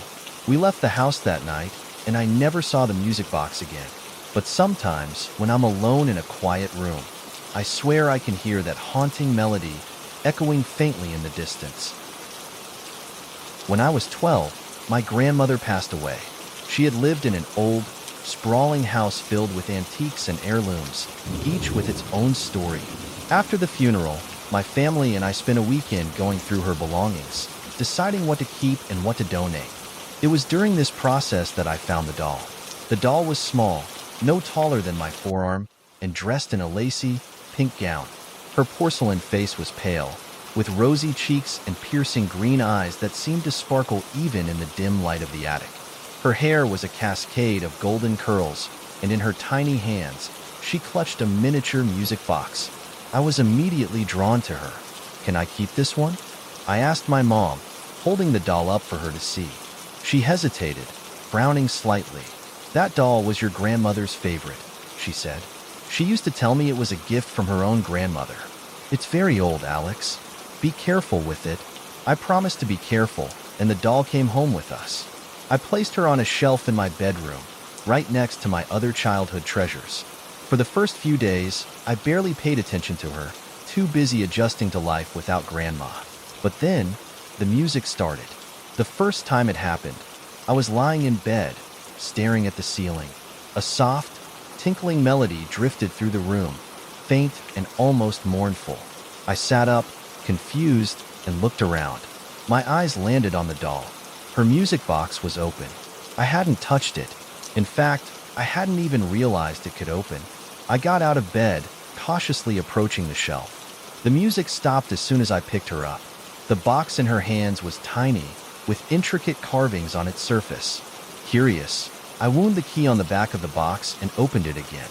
The same haunting melody played, its notes echoing in the quiet of my room. I convinced myself it had simply wound itself loose somehow and put the doll back. But that night, I dreamed of her. In the dream, I was standing in a dark room lit only by the pale glow of moonlight streaming through a high window. The doll stood on a pedestal in the center of the room, much larger than she should have been, her green eyes glinting in the light. Her music played, louder this time, and I felt a strange compulsion to approach her. When I was only a few steps away, her head turned sharply to face me. "Do you like my song?" she asked, her voice high-pitched and sweet. I woke up drenched in sweat, my heart racing. The music was playing again, but when I looked at the doll, her box was shut.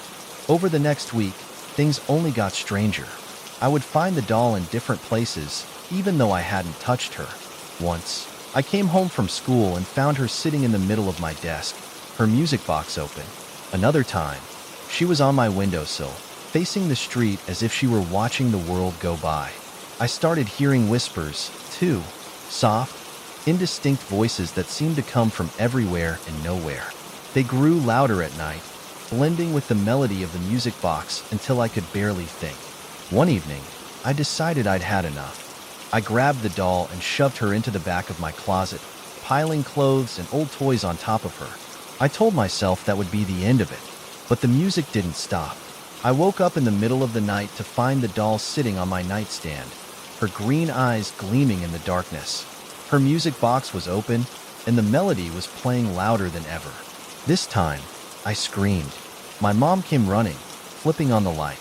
She found me huddled in the corner of my bed, pointing at the doll. "It moved," I cried. "It's haunted." My mom frowned, picking up the doll. "Alex, it's just a toy," she said, though her voice wavered slightly. "You're probably having bad dreams because of everything that's happened with Grandma." She placed the doll back on the shelf and told me to go back to sleep. But I couldn't. I lay awake, staring at the doll, waiting for her to move again. The next day, I decided to get rid of her. After school, I took the doll out to the backyard and buried her in the garden. I felt a pang of guilt as I covered her with dirt, but the thought of her green eyes watching me was too much to bear. That night, I slept peacefully for the first time in weeks. But the peace didn't last. A few days later, I came home to find the doll sitting on my bed, her dress pristine despite the dirt I'd buried her in. Her music box was open, the haunting melody filling the room. I wanted to scream, to cry, to run, but my legs wouldn't move. The whispers started again, louder this time, and I realized they were coming from the doll. "Why did you leave me?" she asked, her painted lips moving ever so slightly. "Don't you love my song?" I backed away, my heart pounding. "What do you want?" I whispered. To stay, she said. Forever. I grabbed the doll and ran outside, not stopping until I reached the old well at the edge of our property. Without thinking, I threw her in, listening to the faint splash as she hit the water below. For weeks, I avoided the well, afraid she would climb out. But the doll didn't return. The whispers stopped, and the music no longer haunted my nights. I thought I was free, but last week, I heard the melody again. It was faint at first, like a distant memory, but it grew louder as the night wore on. When I went to bed, I found the doll sitting on my pillow, her green eyes shining with an unnatural light. This time, she didn't ask me to stay. She simply smiled, her music box playing its endless, mournful tune. And now, I can't leave. I can't move. I'm trapped in this house, forever bound to the doll and her haunting song. Her music plays, and I know she's waiting. For someone new to find her. For someone to love her, just like I did. When I was 9, my Uncle Jacob gave me a gift for my birthday. It was a teddy bear, soft and brown, with a red ribbon tied around its neck. At first glance, it seemed ordinary, even cute, but there was something off about it. Its eyes weren't the usual shiny plastic you'd expect on a stuffed animal. Instead, they were deep black, hollow-looking, like the bear was staring at you through empty sockets. Isn't he great? Uncle Jacob had said with a grin as I unwrapped it. I found it at an antique store. Thought you'd love it. I didn't want to hurt his feelings, so I smiled and said thank you, though a part of me wished he had picked something else. Still, it was just a toy. I told myself, nothing to be afraid of. That night, I placed the teddy on a chair across from my bed. It seemed harmless enough in the light, but as soon as I turned off the lamp, the room felt different. The shadows stretched longer, the air seemed heavier, and I couldn't shake the feeling that the bear's hollow eyes were fixed on me. I tried to ignore it and closed my eyes, pulling the blanket up to my chin. Just as I was drifting off to sleep, I heard it, a faint rustling sound, like fabric brushing against wood. I sat up, heart pounding, and turned on the lamp. The room looked exactly as it had before, with the bear still sitting in the chair. Its head was tilted slightly to the side now, as if it were curious. I convinced myself I was imagining things and went back to bed, though it took hours before I finally fell asleep. The next morning, I found the teddy lying on the floor next to my bed. I frowned, certain I had left it on the chair. Maybe it fell during the night, I thought, though the chair wasn't close to my bed. Over the next few days, strange things started happening. I would find the bear in different places around my room, even though I hadn't touched it. Once, I came back from school to find it sitting on my desk, propped up against my books as if it had been waiting for me. The worst was the night I woke up to find it in bed with me. I had gone to sleep with the bear still on the chair, but sometime during the night, it had moved. I woke to the sensation of something pressed against my side and nearly screamed when I saw the teddy's empty eyes staring back at me. I threw it across the room and ran to my parents' bedroom, telling them what had happened. They assured me it was just a toy and that I must have moved it in my sleep without realizing. My mom even came back to my room with me and placed the bear back on the chair, giving me a tired smile before leaving. That night, I barely slept. Every creak of the house, every rustle of the wind outside made my heart race. I kept the lamp on, watching the bear from my bed, determined to catch it moving. But it didn't move. Not while I was watching, anyway. The next day, I decided I'd had enough. I told my mom I didn't want the bear anymore and asked if we could donate it. She agreed, probably thinking I was just outgrowing stuffed animals. We took it to a local thrift store that afternoon, and I felt a weight lift off my chest as we left it there. That night, I slept peacefully for the first time in weeks, but the peace didn't last. 2 days later, I came home from school to find the teddy bear sitting on my bed. I froze in the doorway, my stomach churning with fear. "Mom!" I shouted, running to find her. She came upstairs, frowning. "What is it?" I pointed to the bear. "I thought we got rid of it." Her face softened. "Oh, honey, it's not the same one. I found this at another store today and thought you might want it back. You looked so upset when we gave the other one away." "No," I said, backing away from the bed. "That's the same bear. Look at its eyes." She sighed. picking up the bear and examining it. "It's just a toy, Alex. There's nothing wrong with it." I begged her to get rid of it again, but she insisted I was being silly. She placed it back on the chair and told me to calm down. That night, I locked the bear in my closet, hoping that would be enough. But when I woke up the next morning, it was sitting on my desk again, its head tilted at that familiar angle. I decided to take matters into my own hands. After school, I grabbed the bear and rode my bike to the edge of the woods near our neighborhood. I dug a hole under a cluster of trees and buried it as deep as I could, covering the spot with rocks and leaves. I rode home feeling triumphant, convinced I had finally gotten rid of it. But the next morning, it was back. It sat on my bed, dirt clinging to its fur, its hollow eyes staring at me with an intensity that made my skin crawl. That's when the whispers started. At first, they were soft, almost like the rustling of leaves in the wind. But as the days passed, they grew louder, more distinct. I couldn't make out the words, but the tone was angry, accusing. I tried to tell my parents, but they didn't believe me. They thought I was making it up for attention, or that I was stressed from school. One night, I woke up to the sound of footsteps in my room. They were slow and deliberate, like someone pacing back and forth. I stayed frozen in bed, too scared to move, until I finally mustered the courage to look. The bear was standing. Its small body wobbled slightly, as if it were struggling to balance, but its hollow eyes were fixed on me. I screamed, and the footsteps stopped. The bear toppled over, landing in a heap on the floor. My parents burst into the room, flipping on the light, but by then, the bear was just a toy again. I begged them to believe me, but they only grew more frustrated.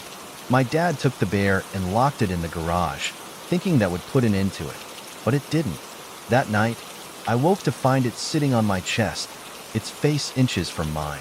"I just want to stay," a voice whispered, soft and hollow, as cold as the grave. I don't remember what happened next. I must have blacked out because when I woke up, the bear was gone. We moved out of that house a year later, and I haven't seen the bear since. But sometimes, late at night, I hear the whispers again, and I wonder if it's still out there, waiting for me. When my family moved into the old Victorian house at the edge of town, we didn't know much about its history. It was big, drafty, and full of creaky floors and forgotten rooms. My mom was thrilled to have a project, and my dad loved the idea of a quiet place to write his novel. For me, at 16, the place was just plain creepy. It wasn't long before we started finding things left behind by the previous owners. Boxes of dusty books in the attic, faded curtains still hanging in the windows, and in one of the guest rooms, a pair of porcelain dolls. They were small, maybe a foot tall, and dressed identically in matching blue dresses with white lace trim. Their black curls framed delicate faces, painted with rosy cheeks and pursed lips. But it was their eyes that unsettled me. Glassy and blue, they seemed to follow you no matter where you stood in the room. "Look, Katie," my mom said when she found me staring at them. "Aren't they adorable? You should put them on your shelf." "No thanks," I muttered, stepping back. "They're creepy." She laughed, shaking her head. "You're too old to be afraid of dolls." The twins stayed in the guest room, propped up on the little rocking chair near the window. I avoided that room as much as possible, but sometimes I caught glimpses of them when the door was left open. They always seemed to be looking right at me, even though I knew it was impossible. It wasn't until a few weeks later that things started to get weird. One night, I woke up to the sound of giggling. It was faint at first, almost like it was coming from outside. But as I sat up, it grew louder. It sounded like children, high-pitched and playful, echoing through the halls. I got out of bed and opened my door, peering into the dark hallway. "Mom? Dad?" I called softly. No answer. The giggling continued, seeming to drift toward the guest room. I hesitated, my heart pounding, before stepping into the hallway. The closer I got to the room, the louder the giggles became. When I reached the door, I froze. The dolls were no longer on the rocking chair. They were standing in the middle of the floor, facing each other as if they had just been playing. I rubbed my eyes, convinced I was imagining things. But when I looked again, they were still there. "Mom?" I called again, louder this time. Footsteps thudded down the hall, and my mom appeared, bleary-eyed and annoyed. What's going on?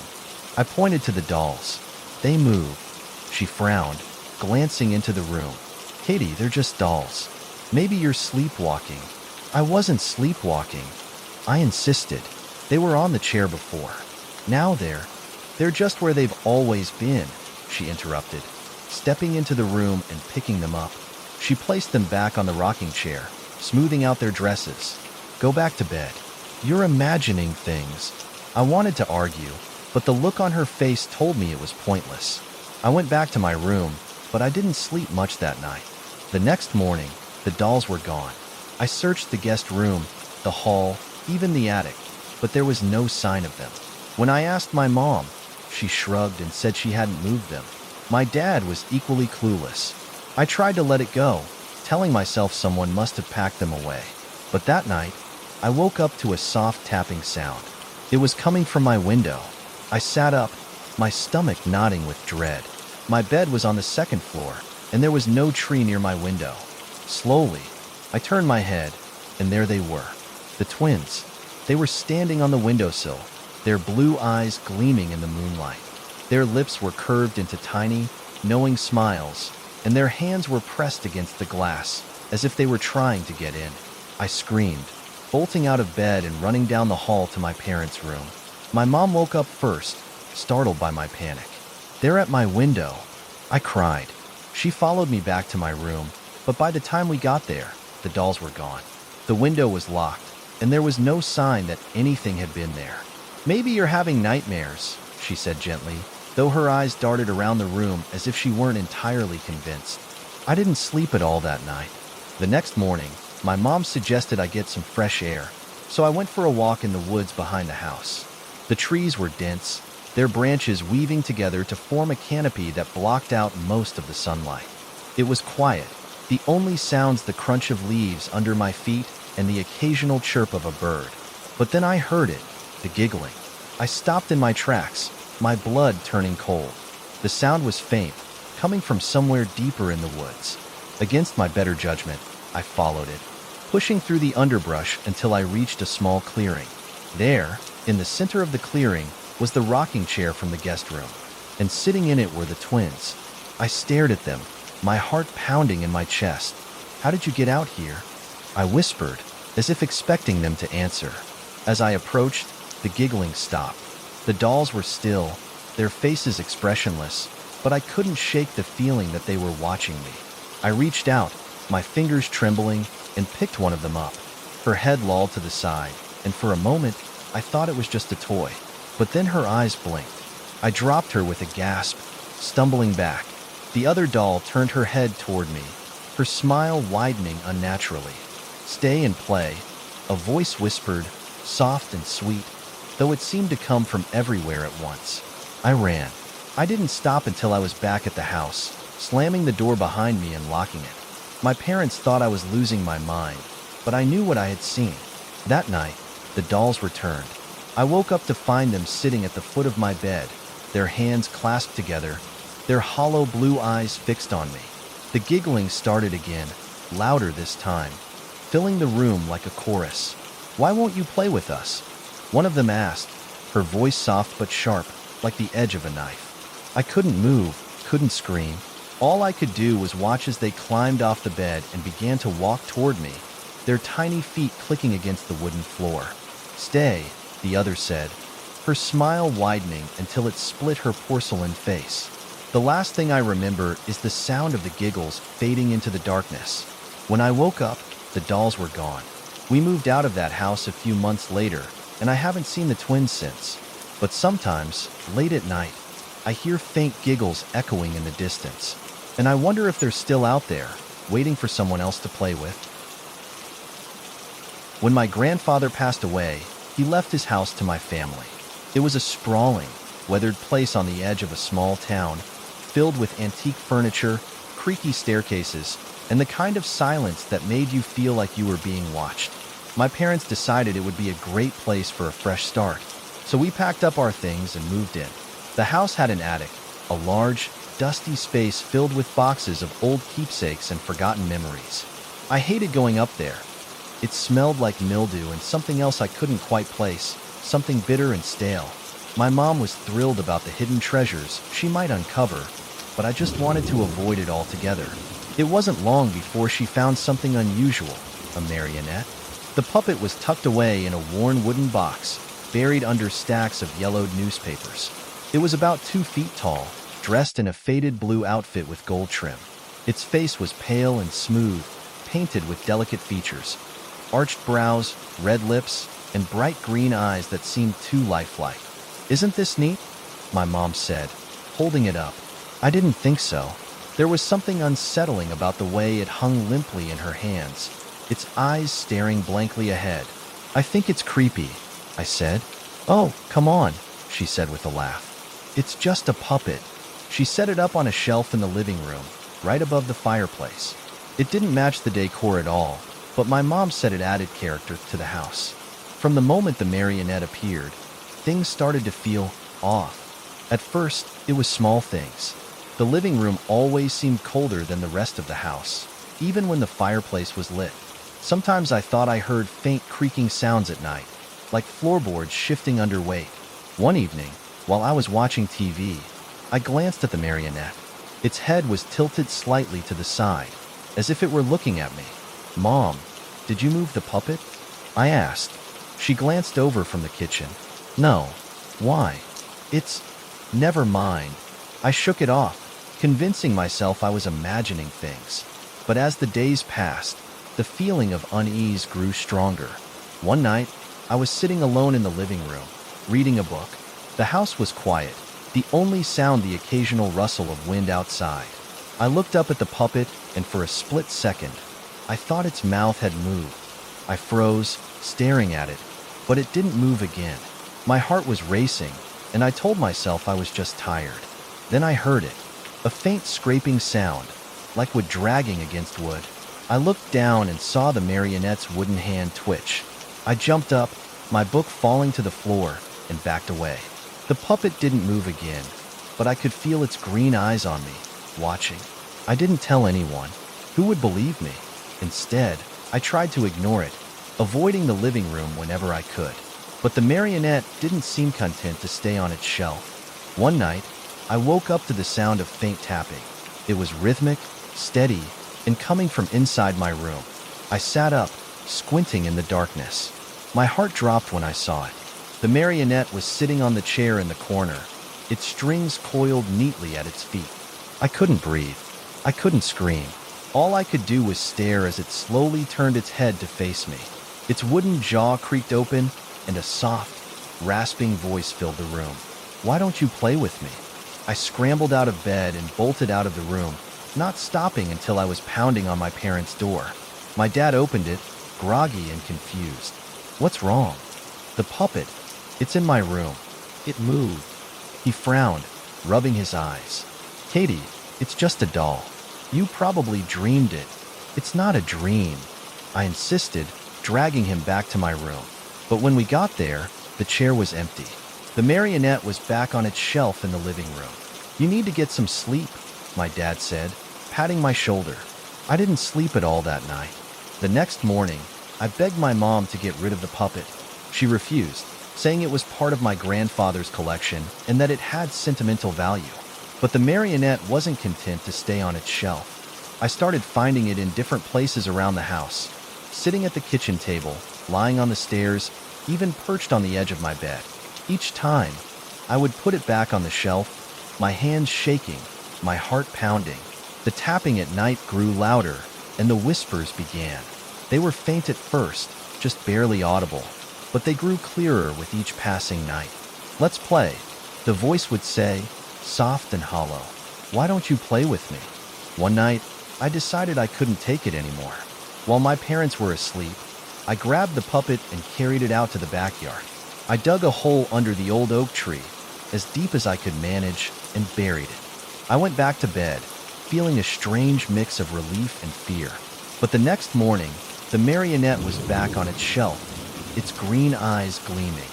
That night, I locked my bedroom door, hoping that would be enough. But it wasn't. I woke up to the sound of strings creaking, like someone pulling them taut. The marionette was standing at the foot of my bed, its head tilted, its mouth stretched into a wide grin. "Play with me," it said, its voice louder now, filled with an unnatural glee. I screamed, throwing my blanket at it and bolting for the door. The next day, I told my parents everything. They still didn't believe me, but they agreed to get rid of the puppet just to ease my mind. We took it to a thrift store in town, and I watched as they handed it over to the clerk. I felt a wave of relief as we drove away, convinced it was finally over. But that night, the tapping returned.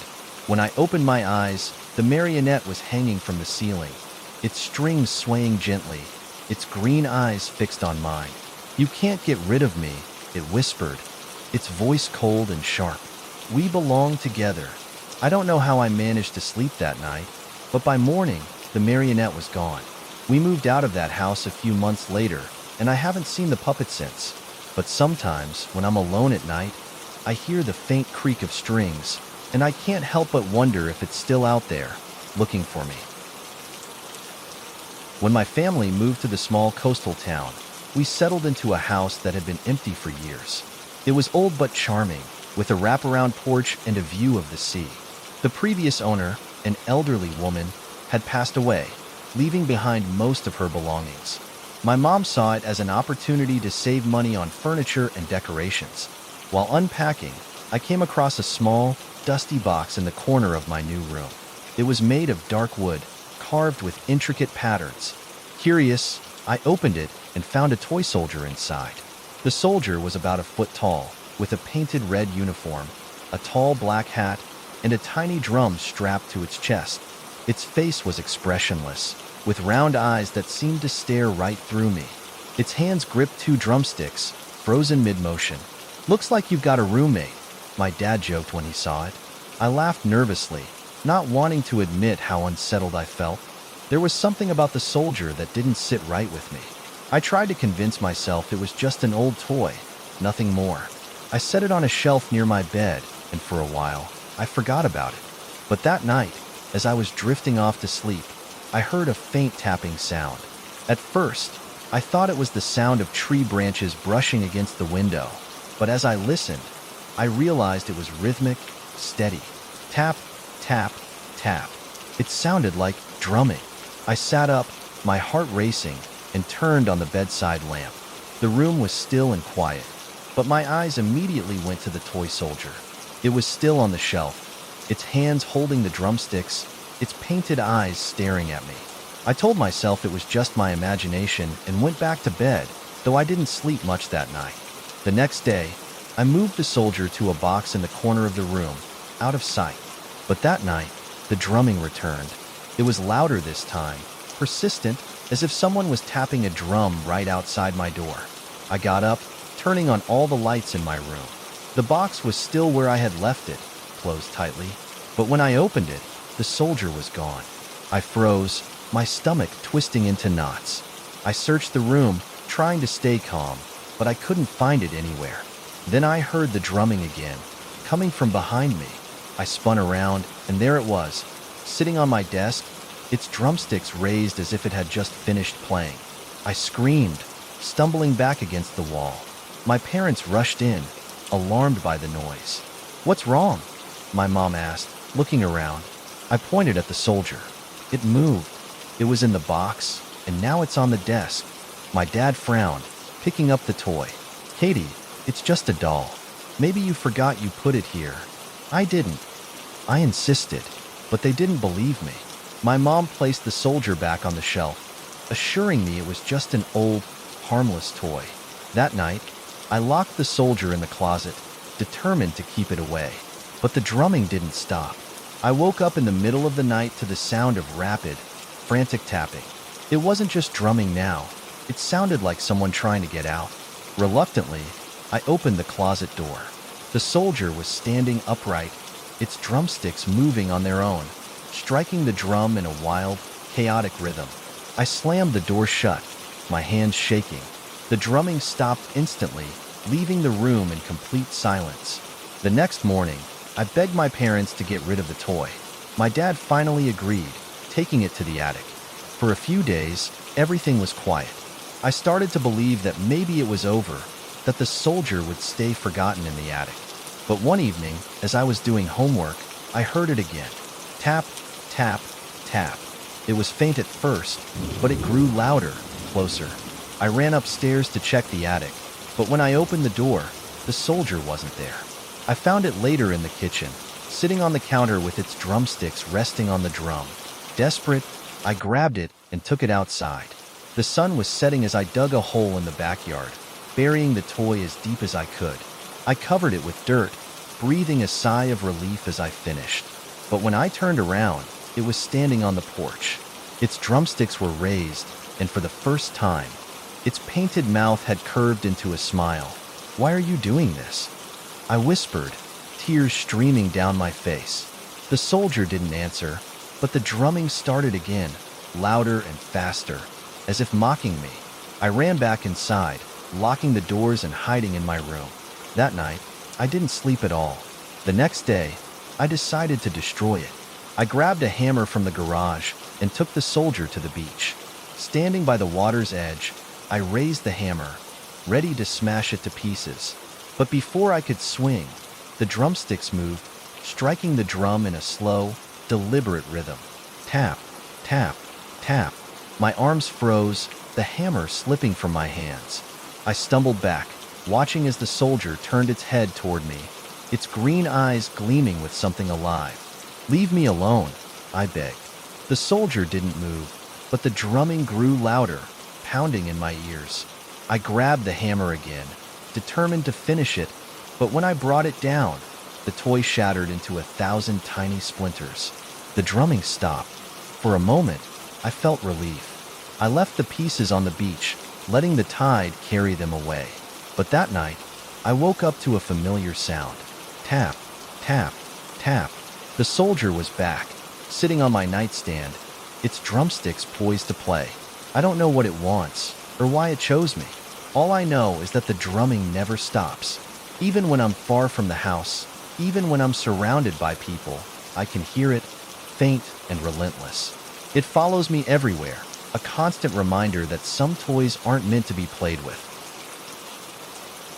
When I was 12, my family inherited an old Victorian house from my great-aunt Lillian, a woman I barely remembered. She passed away suddenly, and since she had no children, the house fell to us. It was the kind of place you'd expect to see in a ghost story, tall, narrow, with ivy creeping up the sides and windows that seemed to glare at you like dark, lifeless eyes. We moved in during the summer, excited by the prospect of living in a house with so much character, as my mom called it. The first few days were filled with unpacking and exploring. My parents claimed the master bedroom on the second floor, and my brother and I were each given one of the smaller rooms. In the attic, tucked away behind dusty boxes and moth-eaten blankets, I found a music box. It was small and square, with intricate carvings of roses and vines on its wooden surface. A tiny ballerina stood on a platform inside, poised on one foot, her arms raised elegantly above her head. I wound the key on the back and lifted the lid. The ballerina began to spin, and a soft, lilting melody filled the attic. It was beautiful, but something about it gave me chills.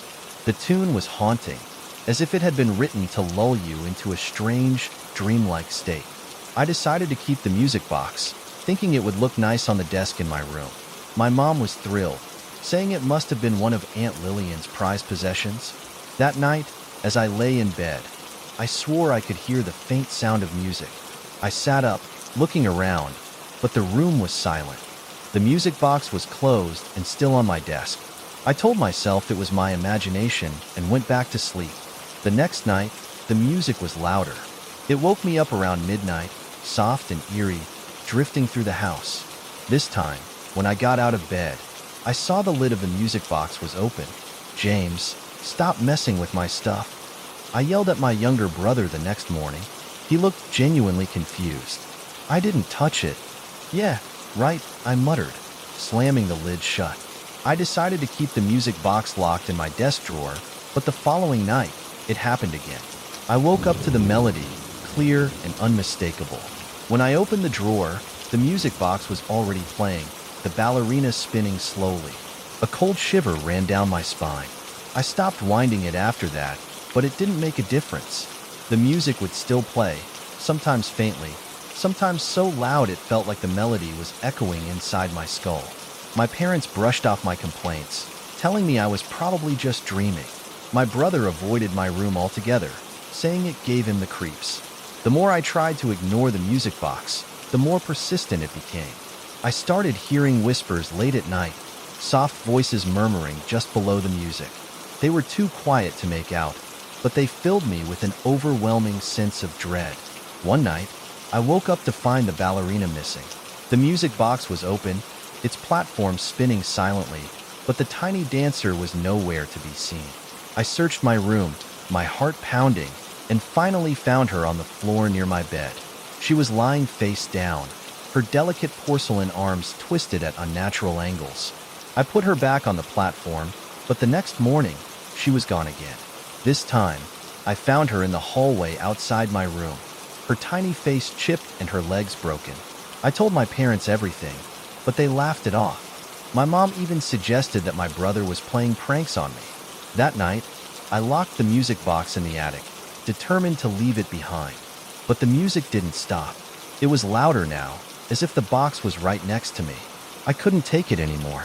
In the middle of the night, I crept up to the attic, intending to throw the music box out the window. When I got there, the box was already open. The ballerina was back on the platform, perfectly intact, spinning slowly to the haunting melody.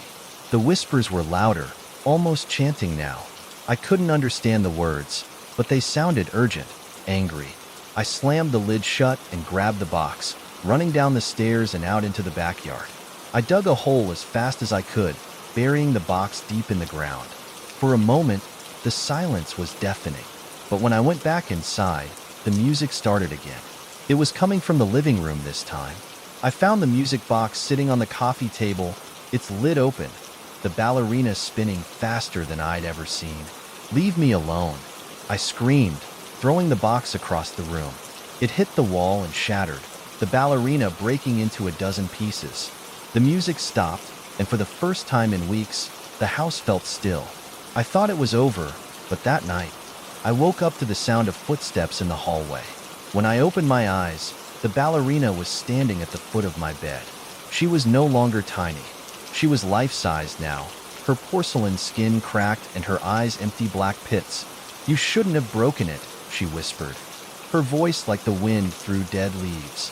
I screamed, bolting out of bed and running to my parents' room. They didn't believe me, of course, but they couldn't explain the strange scratches on the walls or the faint melody that lingered in the air for days after.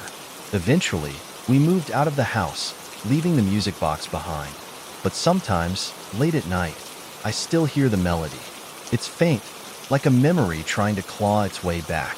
And I can't help but wonder if the ballerina is still out there, waiting for me to come back. When my Uncle Martin passed away, his belongings were divided among the family.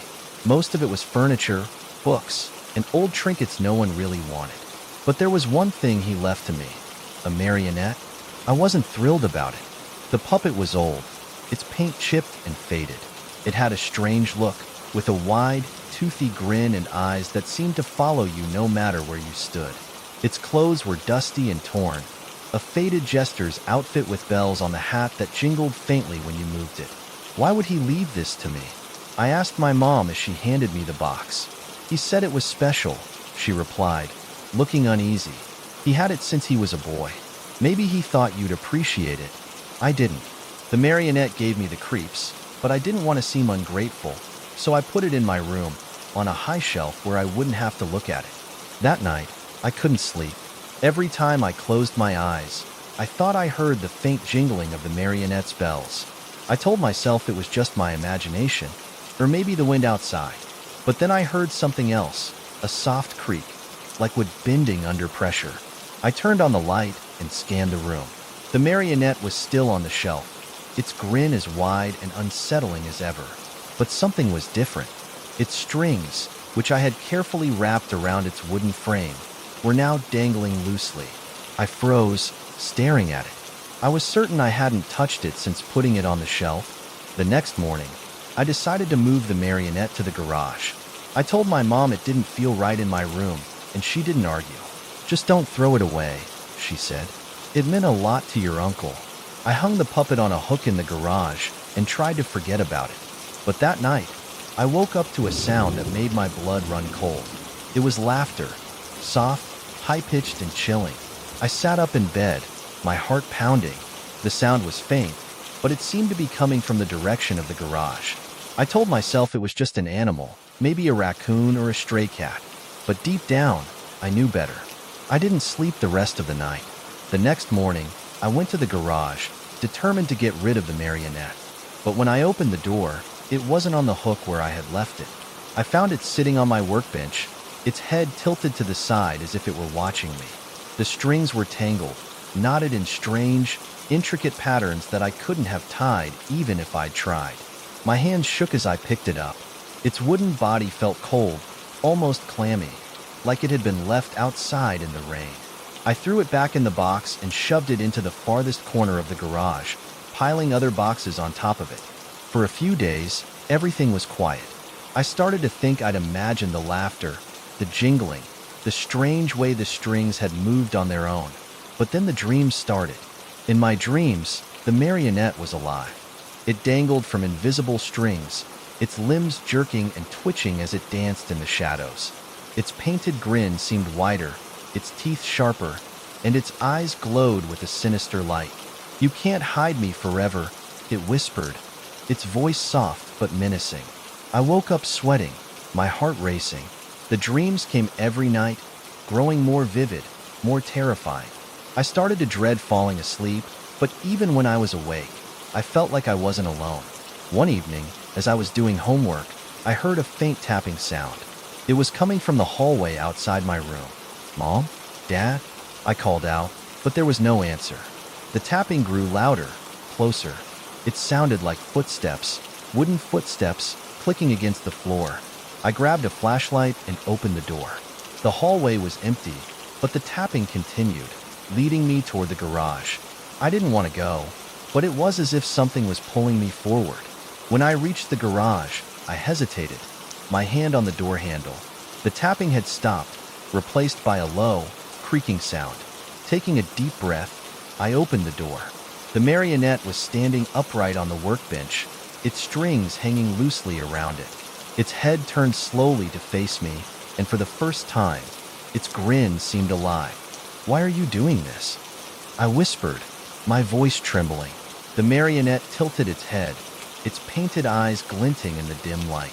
"You're mine now," it said, its voice echoing in my head. I screamed, slamming the door shut and running back to my room. I tried to tell my parents, but they didn't believe me. My dad even checked the garage, claiming the puppet was still in its box.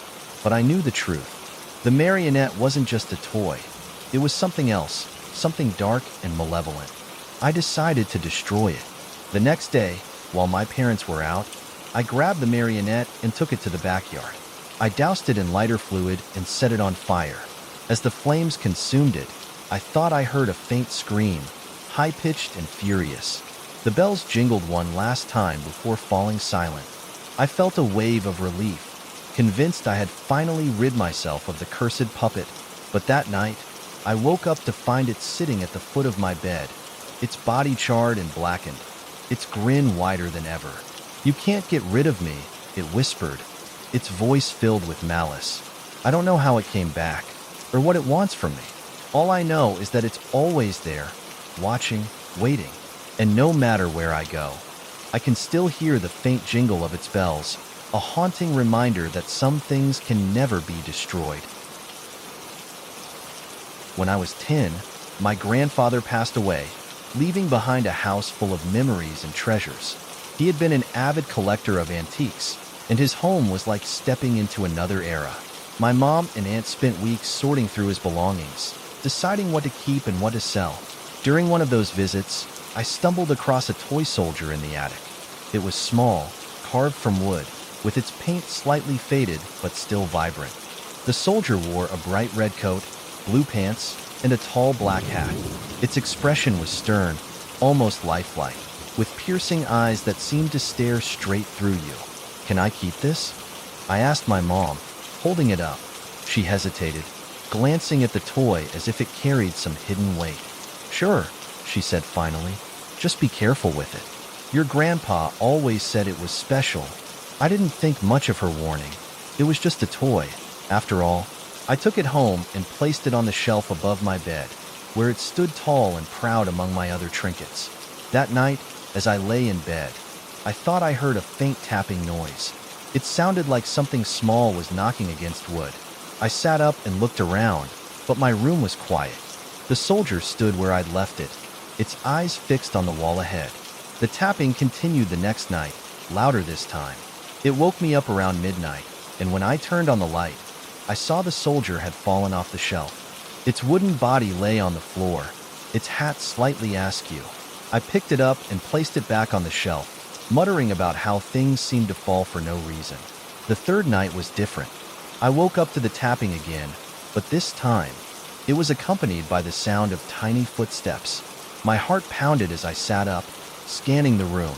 The soldier was no longer on the shelf. It was standing upright on my desk, its painted eyes fixed on me. I froze, my breath caught in my throat. I told myself it had to be a prank. Maybe my brother had snuck in and moved it. But deep down, I knew he hadn't. I slowly got out of bed, my hands shaking as I picked up the soldier and returned it to the shelf. Its wooden body felt strangely warm, as if it had been held tightly. I didn't sleep the rest of the night. Over the next few days, strange things kept happening. I'd find the soldier in different spots around my room, on the floor, on my desk, even by the window. Once, I found it lying on my pillow, as if it had been waiting for me to wake up. I started to hear whispers at night, soft and indistinct, like a conversation just out of earshot. I couldn't make out the words, but they filled me with an overwhelming sense of unease. One evening, I decided I'd had enough. I grabbed the soldier and put it in a box, sealing it with tape. I stuffed the box in the back of my closet, determined to forget about it. That night, I slept peacefully for the first time in weeks. But when I woke up the next morning, the box was sitting on my desk, wide open. The soldier was back on the shelf, its expression colder, more menacing. I told my mom about what was happening, but she just brushed it off. "You're probably imagining things," she said. "It's just a toy." But I knew it wasn't just a toy. Desperate, I decided to get rid of it. I took the soldier to the woods behind our house and buried it deep in the ground. I piled rocks on top of the spot, certain that would be the end of it. That night, I felt a strange sense of relief. But around midnight, I woke up to the sound of something scratching at my window. My room was on the second floor. I didn't want to look, but I couldn't help myself. Slowly, I turned my head toward the window. The soldier was there, standing on the windowsill, its wooden face illuminated by the pale moonlight. Its painted eyes met mine, and I swear I saw them glint, as if they were alive. "You shouldn't have done that," a voice whispered. It was soft, cold, and filled with malice. I screamed, bolting out of bed and running to my parents' room. My dad checked the window, but there was nothing there. The soldier was back on my shelf, standing tall and proud as if it had never left. I tried to destroy it after that. I took it to the backyard and smashed it with a hammer, but the wood wouldn't break. I threw it in the fireplace, but the flames didn't touch it. It sat there, untouched by the heat, its painted face grinning at me. "You can't get rid of me," the voice said again, echoing in my mind. I don't know what the soldier wanted or why it had chosen me. All I know is that it wouldn't let me go. Eventually, we moved to a new house, and I left the soldier behind. But sometimes, late at night, I hear the faint sound of tapping, followed by tiny footsteps, and I can't help but wonder if it's found its way back. When I was 8, my grandmother gave me a stuffed rabbit for my birthday. It wasn't new or shiny, and the fabric was worn in some places, but I loved it instantly. It had soft gray fur, long floppy ears, and button eyes that seemed to twinkle when the light hit them just right. She called it Mr. Thumper and said it had been her favorite toy when she was a child. "There's something special about him," she said with a warm smile, her eyes crinkling behind her glasses. "He'll keep you company when you feel alone." I didn't think much of her words at the time. I just thought it was sweet that she wanted me to have something from her childhood. That night, I placed Mr. Thumper on the pillow next to mine. his floppy ears brushing against my arm as I drifted off to sleep. I remember feeling oddly comforted, like I wasn't entirely alone in the room. The first time I noticed something strange, it was subtle. I'd put Mr. Thumper on my bookshelf one morning before school, but when I got home, he was sitting on my bed, propped up against my pillows. I asked my mom if she'd moved him, but she just laughed and shook her head. "Maybe he hopped over there himself," she joked. I laughed it off, thinking I must have forgotten where I'd put him. But over the next few weeks, it kept happening. I'd leave him in one spot and find him in another. One night, I woke up to the sound of whispering. It was soft, barely audible, like the faint rustle of leaves on a windy day. I sat up in bed, my heart pounding, but the room was still and quiet. Mr. Thumper was sitting on the nightstand, his button eyes glinting in the moonlight. I told myself it was just my imagination and tried to go back to sleep. The whispers grew louder over time. They always came at night, just as I was about to drift off.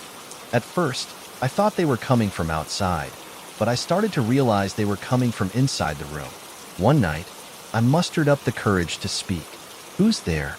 I whispered, my voice trembling. The whispers stopped. For a moment, the room was eerily silent. Then, in the faintest voice I heard, "It's me." I froze, my breath caught in my throat. The voice was high-pitched and childlike, but there was something off about it, something cold and hollow. I looked at Mr. Thumper, sitting on the nightstand. "Was that you?" I asked, my voice barely audible. His button eyes seemed to glint, but he didn't move. I didn't sleep at all that night. The next morning, I told my parents what had happened. They exchanged a worried glance, but didn't take me seriously. "Maybe you were dreaming," my dad said, patting my shoulder. I knew I wasn't dreaming. Things escalated after that. The whispers turned into full sentences. "I'm lonely," Mr. Thumper would say at night. "Why don't you talk to me?" I started locking him in my closet, hoping the thick wooden door would muffle the sound. But even from behind the door, I could hear him whispering. "Let me out," he'd say, his voice soft but insistent. "I just want to play." One night, I woke up to find the closet door wide open. Mr. Thumper was sitting at the foot of my bed, his button eyes fixed on me. I screamed, bolting out of bed and running to my parents' room. My dad checked the closet, but everything looked normal. Mr. Thumper was back on the bookshelf, as if he'd never moved. I begged them to get rid of him, but my mom wouldn't hear of it. "It was your grandmother's toy," she said firmly. "We're not throwing it away." So I decided to do it myself. The next day, while my parents were out, I took Mr. Thumper to the woods behind our house. I found a small clearing and dug a hole as deep as I could manage. "I'm sorry," I whispered as I placed him in the hole. His button eyes seemed to glint, almost as if he understood. I covered him with dirt and ran back to the house, feeling a mix of guilt and relief. That night, I slept soundly for the first time in weeks. But when I woke up the next morning, Mr. Thumper was back on the nightstand. His fur was dirty, and there were small twigs tangled in his floppy ears. "Why did you bury me?" he whispered, his voice colder than ever. I screamed and threw him across the room. His button eyes seemed to glare at me as he landed in the corner. I didn't know what to do. I couldn't keep him in my room, but I couldn't get rid of him either. No matter what I tried, burning, cutting, even throwing him in the river, he always came back. The whispers turned into threats. "You can't leave me," he'd say at night, his voice dripping with malice. "We're together forever." I started to dread going to bed. I couldn't sleep, couldn't eat, couldn't think of anything but Mr. Thumper. My grades slipped, and my parents grew worried, but I couldn't tell them the truth. They wouldn't believe me. One night, I woke up to find him sitting on my chest, his button eyes inches from my face. "You can't escape," he whispered, his voice filled with glee. I screamed, shoving him off and running out of the room. That was the last straw. The next day, I packed a bag and went to stay with my aunt. I didn't tell her the real reason I was there, just that I needed a change of scenery. For a while, things were quiet. I started to feel like myself again, like I'd left the nightmare behind. But one night, as I was unpacking my bag, I heard it, a soft, familiar whisper. "I found you." I turned around, and there he was, sitting on the bed, his button eyes glinting in the dim light.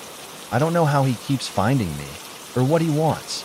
All I know is that he's always there, watching, waiting, and no matter where I go, I can't escape the whispers. When my family moved into the old Victorian house at the end of Maple Street, I wasn't thrilled. The house was massive and creaky, with too many dark hallways and dusty corners. It smelled of damp wood and something faintly metallic, like old coins. I was 14 and upset about leaving my friends behind, but my parents kept talking about how this was a new beginning. My little sister, Lily, seemed more open to it, mostly because of the attic. The attic was her favorite place in the whole house. It was filled with forgotten treasures, trunks full of clothes, old photographs, books with cracked leather covers. But what Lily loved most was a doll she found sitting in a rocking chair near a large, oval mirror. The doll was unlike anything I'd ever seen.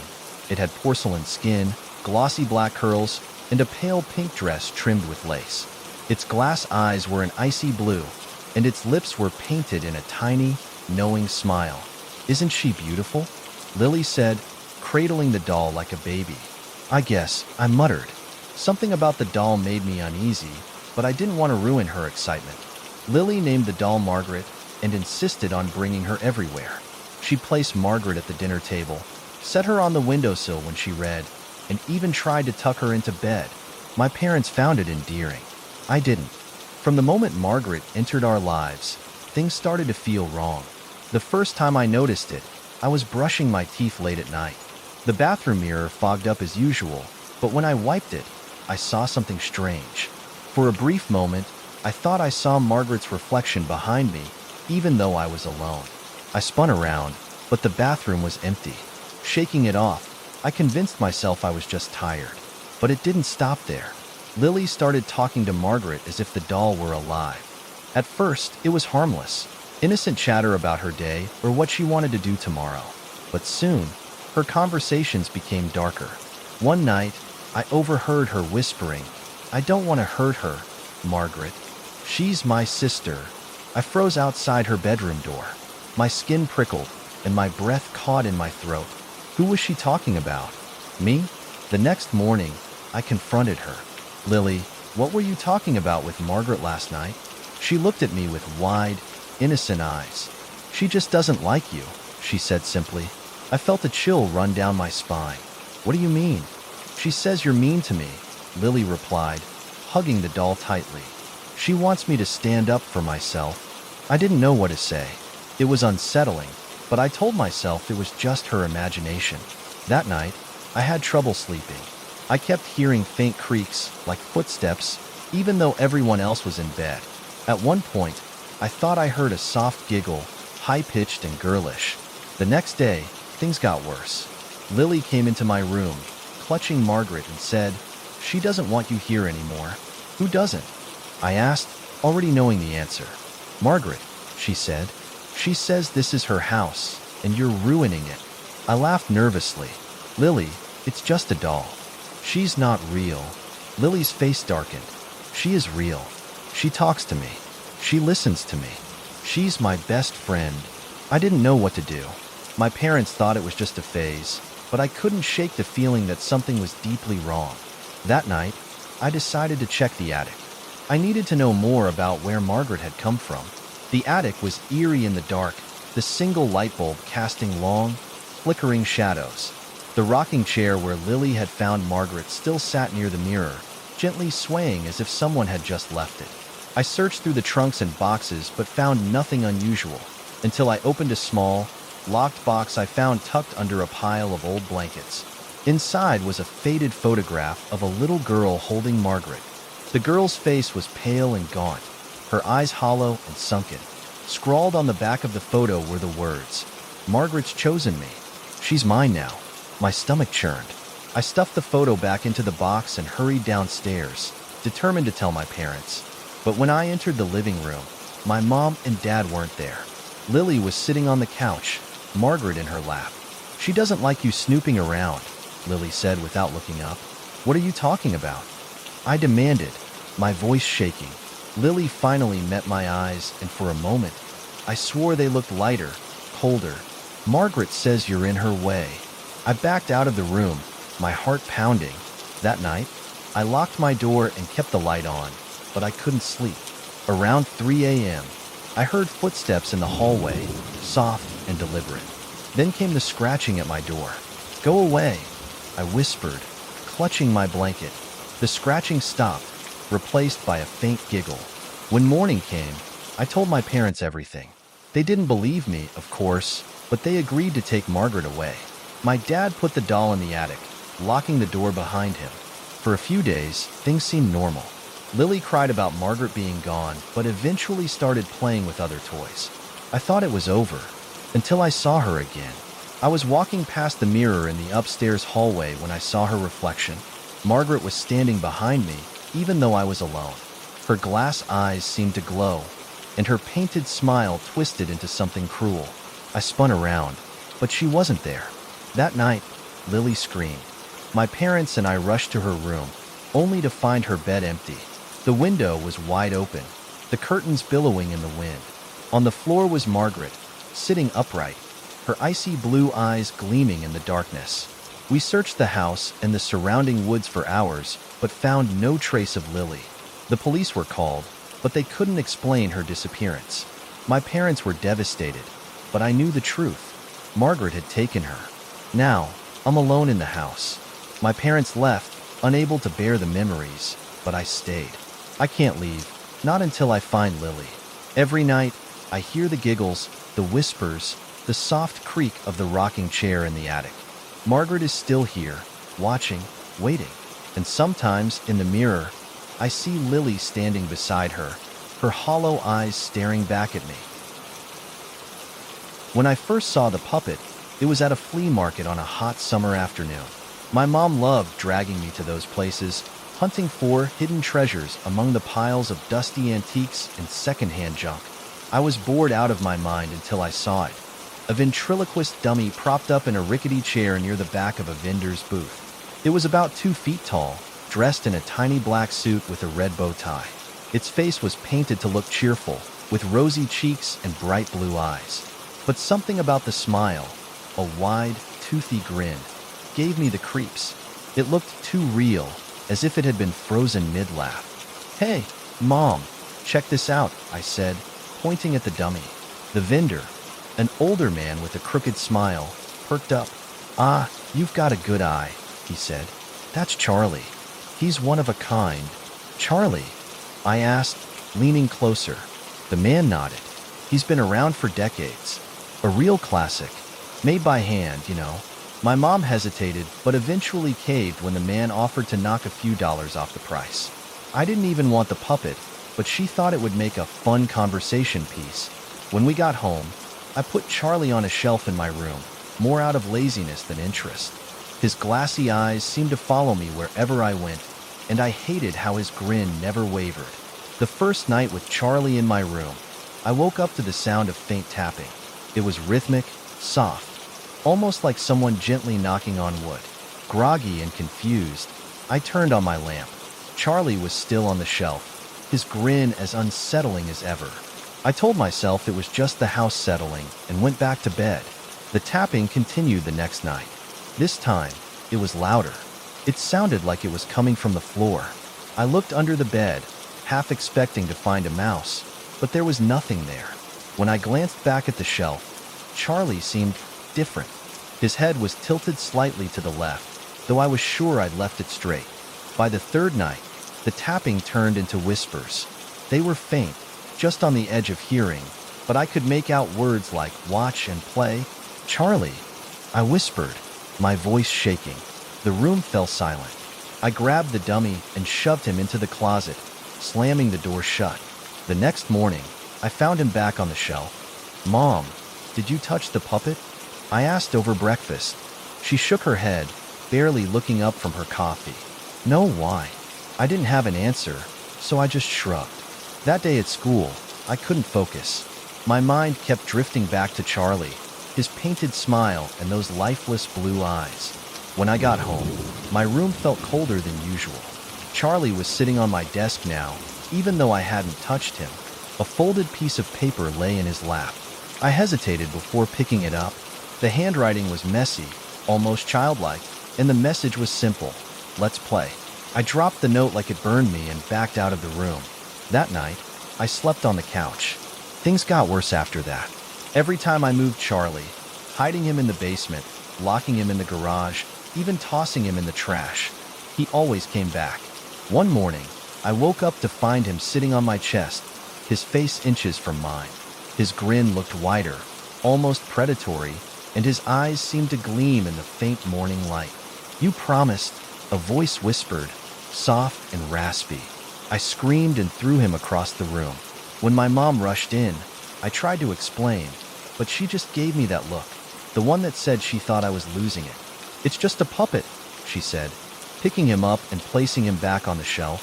That night, I tried to stay awake, but exhaustion got the better of me. I dreamed of Charlie chasing me through endless hallways, his wooden hands clawing at my ankles. When I woke up, he was sitting on the edge of my bed. "I just want to play," the raspy voice said again, this time louder. My blood ran cold. "What do you want from me?" I whispered, his head tilted, his grin never fading. "A promise is a promise." I didn't know what he meant. I'd never promised him anything, or at least, I didn't think I had. Desperate, I decided to burn him. I waited until my mom was out and took him to the fire pit in the backyard. As the flames engulfed him, I felt a strange mix of relief and dread. His painted face blackened and cracked, his grin finally disappearing as the fire consumed him. I thought it was over.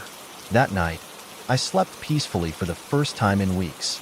But when I woke up, Charlie was sitting on the nightstand, completely unscathed. His suit was pristine, his grin as wide as ever. "Why won't you leave me alone?" I shouted, my voice breaking. "You brought me here," he said, his voice echoing in my head. "We're bound now." I didn't know what he meant until I remembered the vendor at the flea market. His words came rushing back. "Charlie's one of a kind." I realized then that Charlie wasn't just a puppet. He was something else entirely, something old and malevolent. Now, he's always with me. No matter where I go, no matter what I do, he finds me. At night, I hear his whispers, his laughter, the faint creak of his wooden joints as he moves around the room. Sometimes, I see him in the mirrors, standing behind me, his grin wider than ever. And sometimes, when I'm alone, I hear his promise, forever. It all started when my cousin Clara moved into our house. Her parents were going through a messy divorce, and my mom offered to let her stay with us until things settled down. Clara was only 7, and she arrived clutching a doll she called Emily. Emily was old, with a porcelain face, tangled blonde curls, and a tattered green dress. Her eyes were glassy and dull, but there was something unnerving about the way they seemed to catch the light, as if she were alive. "This is Emily," Clara told me the first night. She cradled the doll protectively, her small hands gripping its fragile frame. "She keeps me safe." I smiled awkwardly, trying not to let my unease show. "She's cute," I said, though I didn't mean it.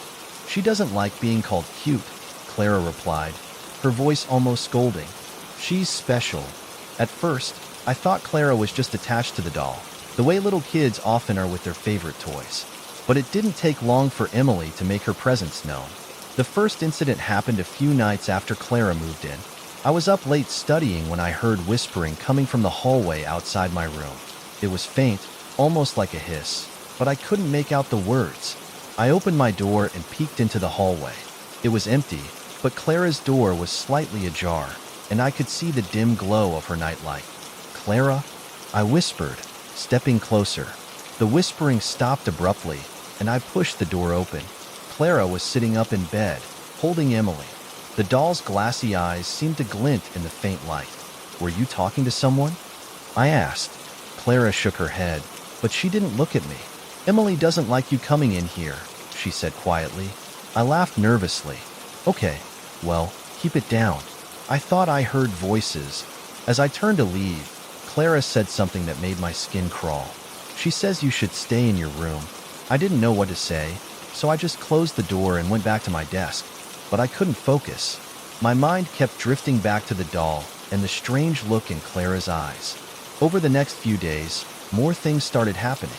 I'd find doors open that I was sure I'd closed, lights flickering for no reason, and objects in the house moving from one place to another.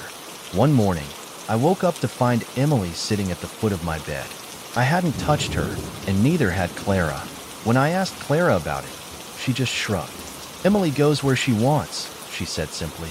That night, I locked my bedroom door. But the whispers came back. They were louder this time, more insistent, and I could swear I heard my name. I buried my head under the covers, trying to block it out, but the sound seemed to seep into my brain. "Leave me alone," I whispered, my voice shaking.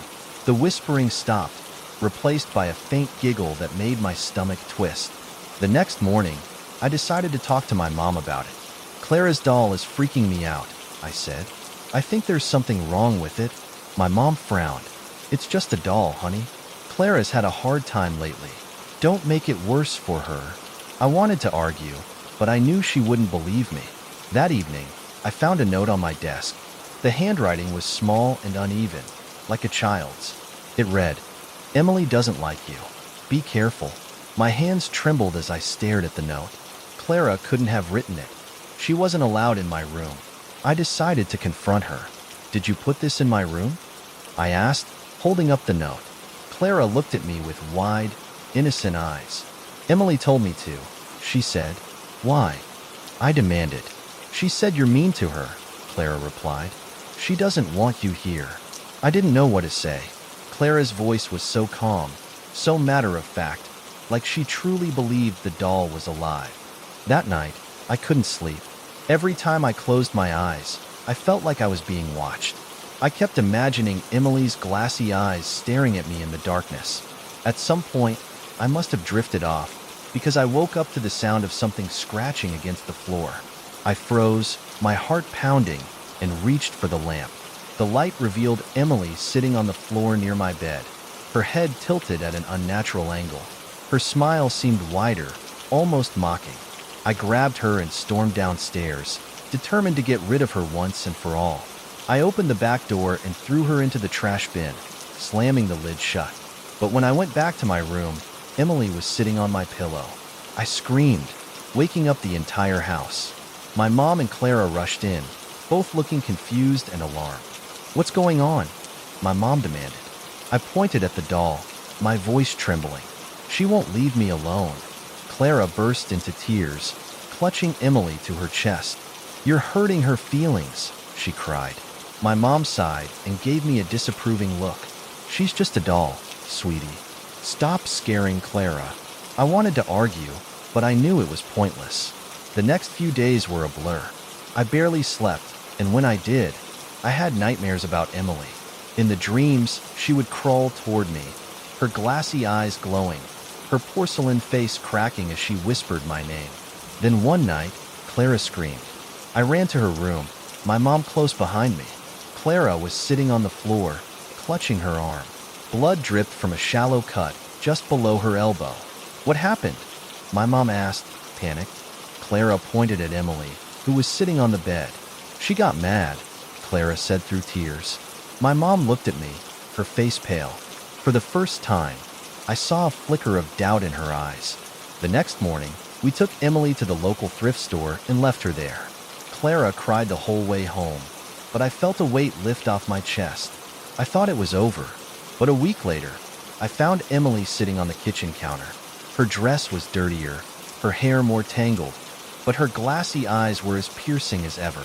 Clara was thrilled to have her back, but I knew then that Emily wasn't just a doll. She was something else, something dark and vengeful. Now, every night, I hear the whispers. They're louder, angrier, and they don't stop. Emily isn't just Clara's doll anymore. She's ours, and she's never leaving. I had never been afraid of dolls. As a kid, I even had a small collection of them. Nothing fancy, just the ones that came from garage sales or thrift stores. But there was something different about the doll I found that one rainy afternoon. It all started when I visited the old antique shop down the street. It was one of those places that smelled like dust and forgotten memories, the kind of place that felt like it hadn't changed in decades. I had passed it many times, but had never bothered to go inside. On that day, though, something pulled me in. I remember walking past the narrow, foggy windows and seeing a doll on the top shelf in the front window. She stood out among the other items, her porcelain face pale, her eyes a deep, unnatural shade of green.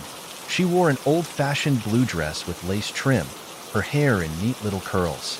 She looked almost lifelike. I stepped inside, the bell above the door jingling softly. An elderly woman, bent with age, looked up from behind the counter. "Can I help you?" she asked in a raspy voice. "I was just looking," I said, glancing at the doll in the window. The woman followed my gaze and smiled. "Ah, you've got an eye for quality. That's Evelyn. She's one of my best pieces." I raised an eyebrow. "Evelyn?" She nodded. "She was made by a renowned dollmaker. It said that Evelyn was the last doll he ever crafted before he disappeared, but no one knows why." Something about her tone made me uneasy, but I didn't want to seem rude. "How much is she?" I asked. The woman hesitated for a moment, as though unsure whether she should sell the doll. "Well, I'm willing to part with her for a fair price. But be careful with her. Some say Evelyn has a history." "What kind of history?" I asked, intrigued despite myself. The woman gave me a knowing look. "There have been rumors. Strange things happen around her. She's not like the other dolls." I laughed, trying to brush off her warning as superstition. "It's just a doll, right?" The woman didn't answer right away. She seemed to be studying me, as though she was weighing whether to tell me more. Finally, she sighed. "Just be sure you're ready. Dolls like Evelyn, they have a way of changing things, in ways you might not expect." Despite her warning, I found myself reaching for my wallet. I was drawn to Evelyn for some reason. Her unnerving beauty, the mystery surrounding her. I paid the woman and left the shop, the doll tucked carefully under my arm. When I got home, I placed Evelyn on the shelf in my room. At first, everything seemed normal. I went about my day as usual, but when I went to bed that night, I felt an odd sense of unease. I couldn't shake the feeling that something was watching me. The next few days passed without incident, but every time I looked at Evelyn, it felt as though her eyes were following me, shifting ever so slightly. At night, I could hear faint whispers, but when I woke up, there was never anyone around. I told myself it was just the wind, or maybe my imagination. But then, things started to get strange. It began with small things, objects moving, lights flickering, that sort of thing. At first, I didn't think much of it, but one morning, I found Evelyn sitting on my bed, perfectly placed with her hands folded neatly in her lap. I had left her on the shelf the night before. I tried to brush it off. Maybe I had moved her without thinking, but then it happened again and again. Each time, Evelyn would be somewhere new in my room, on my dresser, on the desk, even on the windowsill. Every time I found her, her smile seemed a little wider, her eyes a little brighter. Then came the night when I woke up to hear a voice. It was faint at first, just a whisper, but it was enough to stir me from my sleep. "Help me," the voice said, cold and trembling. I sat up in bed, my heart pounding. The voice was coming from the direction of the shelf. I glanced over, but Evelyn was still sitting in her usual spot. "Help me," the voice repeated, this time louder, more insistent. It was unmistakable. It came from Evelyn. I froze, my body rigid with fear. I had to get rid of her. I knew it now. Whatever the woman in the shop had said, it wasn't superstition. There was something wrong with this doll. I rushed to grab Evelyn, but as my hands touched her, a chill ran through me, and I pulled back, startled. Her eyes glinted in the moonlight, and for a moment, I could swear she was smiling. Not the calm, porcelain smile I had seen earlier, but a wicked, twisted grin. That's when I heard the laugh. It was soft at first, but it grew louder and more manic. The doll's body began to twitch, her arms jerking slightly, as though someone was controlling her. The laughter grew more distorted, more frantic, until it sounded like a child sobbing and laughing at the same time. I couldn't take it anymore. I had to get her out of my house. I grabbed Evelyn and rushed outside, not knowing where to go or what to do. The night was dark and quiet, and I could still hear the faint, hysterical laughter in my mind. I ended up at the park, at the farthest corner near the woods. There was a fire pit there, and without thinking, I threw Evelyn into the flames. The doll landed in the center of the fire, but instead of burning, it seemed to shimmer for a moment, as though the flames were being absorbed into her. The fire flickered violently, casting strange shadows on the trees. I watched in horror as Evelyn's face melted, her porcelain skin warping and twisting like it was alive. The fire hissed, sending up a cloud of smoke, and when the smoke cleared, the doll was gone. The fire had burned out, and there was no trace of Evelyn left. I felt an odd sense of relief wash over me, but as I turned to leave, I heard the whisper again.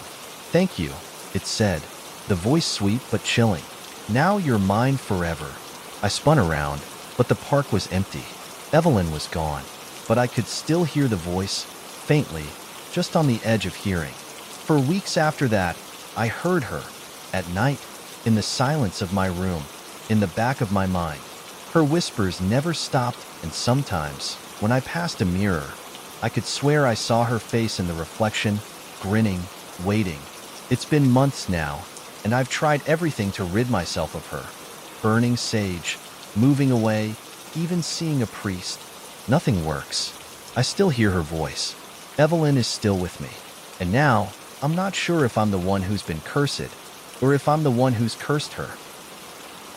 I had always been curious about the old house my grandparents lived in. It was big and creaky, filled with strange, old furniture and dust-covered antiques that seemed to hold centuries of secrets. My family and I visited them every summer, and though the house was charming, there was something unsettling about it, something I couldn't quite put my finger on. But one summer, I discovered something that would forever change my view of that house.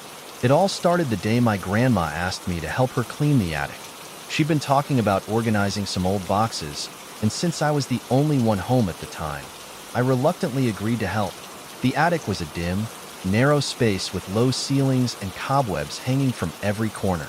Boxes were stacked haphazardly, and the air smelled musty, like old books and forgotten memories. My grandma gave me a broom and a dustpan before heading downstairs to prepare lunch, leaving me alone with the attic's treasures. As I sifted through the boxes, pulling out old blankets and photographs, I noticed something odd in the far corner. It was a large, ornate box with intricate carvings on the lid. The box itself was surprisingly well kept compared to the other objects in the attic, as if it had been placed there with care. I hesitated for a moment, unsure whether I should open it. Something about the box called to me, though, and my curiosity got the better of me. I carefully lifted the lid, and inside, resting on a velvet cushion, was a doll. The doll was unlike any I had ever seen. She had a porcelain face, with pale skin and dark, lifeless eyes. Her hair was a tangle of brittle curls, and her dress, a faded blue silk, was decorated with intricate lace and ribbon. The doll's hands were perfectly positioned on her lap, as though she had been waiting for someone to pick her up. I was immediately struck by an unsettling feeling, a shiver running down my spine. But I couldn't look away. The doll's expression was neutral, but there was something about her that felt off, almost as though she was watching me. I had to admit, I was a little scared, but I couldn't bring myself to put the doll back. Something about her made me feel connected to her in a strange, inexplicable way. After a few moments of staring at her, I decided to take her downstairs to show my grandma. When I entered the living room, my grandma was sitting on the couch, knitting. She looked up at me and raised an eyebrow. "What do you have there, dear?" she asked, her voice low and measured. "This doll was in the attic," I said, holding it out for her to see. I thought it was kind of strange. Grandma's face immediately darkened, and she set her knitting down slowly. "Where did you find her?" she asked, her tone suddenly serious. "In a box in the attic." "Why?" Grandma's gaze shifted to the doll in my hands, her expression hardening. "Put her down, dear," she said, her voice stern. "That doll shouldn't be in this house." I was taken aback by her sudden reaction. "What do you mean?" "She looks harmless." My grandma stood up slowly, her hands shaking as she walked toward me. "You don't understand," she said, her voice quiet. "That doll, it's cursed." I laughed, not sure whether she was joking or serious. "A cursed doll? Come on, Grandma. It's just an old toy." But my grandma didn't laugh. She looked at me with a mixture of fear and sorrow, as if she were remembering something painful. "That doll has a history," she said softly. "A dark history." She motioned for me to sit down, and I did so, still holding the doll. "Many years ago, when I was a young girl, my family had a similar doll," Grandma began. "It was made by a craftsman who lived in our town. He was known for creating beautiful, lifelike dolls, but he was also known for being strange. He was a loner, rarely speaking to anyone outside his work, and there were rumors about him. People said he dabbled in things he shouldn't have, that he used the dolls for dark purposes. No one really knew for sure, but they started saying that his dolls were cursed." I frowned, not sure whether to believe her. "One of those dolls," she continued, "ended up in our family's hands. It was a gift from a relative who had bought it from the craftsman. The doll seemed harmless at first, but strange things began to happen shortly after we brought her into the house." Grandma paused, her face drawn with the weight of the memory. "Things would move around on their own. We'd hear whispers in the middle of the night, and sometimes the doll would be in places where we hadn't left her. One night, I woke up to find her sitting at the foot of my bed, staring at me with those cold, glassy eyes. My heart skipped a beat. I looked down at the doll in my hands, suddenly feeling a deep sense of dread. "What happened to the doll?" I asked, my voice barely a whisper. Grandma's face darkened. "My father tried to get rid of it, but every time he did, the doll would come back. One night, the doll was found at the dinner table, its porcelain hands resting on the edge of my mother's plate, as though she was waiting to be fed. My father, he burned the doll in the backyard, but even then, it didn't stop. I felt the hairs on the back of my neck rise. The doll kept coming back, no matter what they did," Grandma said. "It was as if she had a mind of her own, a will that couldn't be broken. Finally, my father took the doll and locked it away in the attic, where it remained, hidden from view. We moved away soon after, and I never thought about her again. Until now." I looked down at the doll in my hands. It felt heavier than it should have, as though it had absorbed the weight of all those years of dark memories. "Grandma, I didn't know," I said quietly. "I had no idea this was the same doll." She nodded gravely. "I didn't either, until I saw her face." I stood up quickly, placing the doll back on the table and backing away. "I'm sorry, Grandma," I said, my voice shaky. "I didn't mean to bring something bad into the house." Grandma reached out and placed a hand on my shoulder. "It's not your fault, dear," she said softly, "but we have to get rid of her. She won't stop haunting us until we do." I didn't argue. We both knew what had to be done. That night, we took the doll back to the attic, sealed her away in the same box, and locked the door behind us. But even then, I couldn't shake the feeling that the doll was still watching me. The whispers followed me wherever I went, and I started to notice the strange way the air seemed to grow colder every time I went near the attic door. I didn't stay at my grandparents' house much after that summer. The eerie feeling lingered, like an unseen presence that could never be shaken. And even though I never saw the doll again, I could always feel her, just out of sight, just beyond reach, waiting for the right moment to return. Sometimes, when I close my eyes at night, I hear the faintest whisper, as if she's calling my name. I had always loved old things, old books, old music, old houses. So, when I came across an antique toy shop while walking through the city one afternoon, I couldn't resist the temptation to step inside. The sign above the door read "Whimsical Wonders," and the windows were filled with toys from another era. Wooden trains, dolls with glass eyes, and stuffed animals that looked like they had been loved and played with for generations. It was like stepping into a time capsule, and for a moment, I forgot the world outside. The shop was dimly lit, with rows of shelves packed with old toys stacked up like treasures. The air smelled faintly of must, with an undertone of something sweeter, like the smell of old paper or dried flowers. I wandered deeper into the store, my fingers grazing the edges of the dusty toys. There was something mesmerizing about the way they looked. So innocent, yet somehow unsettling, as if they had stories to tell. It wasn't long before I came across a doll that caught my attention. She was small, no more than a foot tall, with dark brown hair and porcelain skin. Her eyes were an unusual shade of blue, almost too bright for a doll, and her lips were slightly parted, as if she were about to speak. She wore a faded pink dress with lace trimmings, and her little shoes were scuffed as if she had been worn down by years of love and play. I picked her up, turning her over in my hands. She felt heavier than I expected, and the craftsmanship was remarkable, as if she had been made with great care. But there was something about the doll that didn't sit right with me. A chill ran through me as I looked at her face, her glassy eyes staring back at me, unblinking. For a moment, I thought I saw a flicker of something. Was it a smile? No, I must have imagined it. The shopkeeper, an elderly woman with thin gray hair and sharp eyes, appeared from behind a curtain at the back of the store. She looked at the doll in my hands and then at me. "That one's special," she said in a soft, almost whispering voice. "She's been here a long time." I raised an eyebrow. "Special how?" The shopkeeper took a step closer, her eyes scanning the doll as if she were making sure it was still in one piece.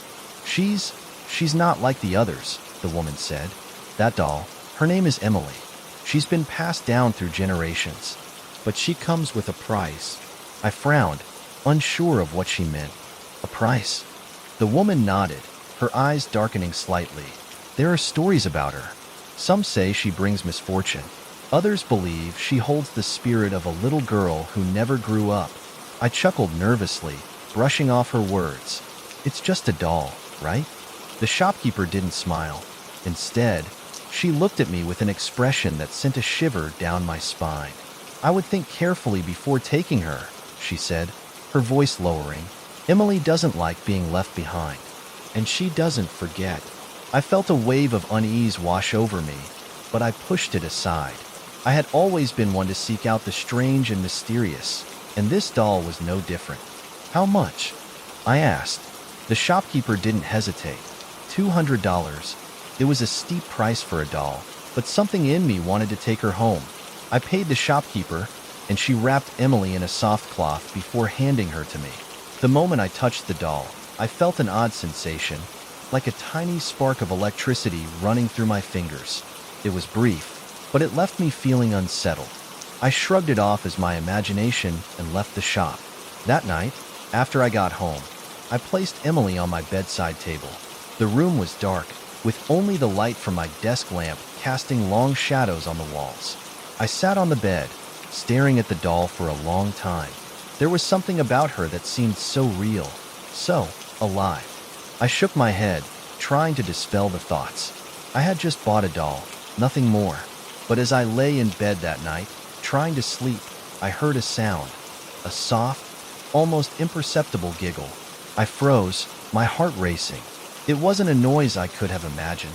It was real, and it was coming from the direction of my bedside table. I looked over, but Emily remained motionless, her glassy eyes staring at me in the dark. I turned on the light, hoping to shake off the feeling of dread that had begun to creep over me. But nothing seemed amiss.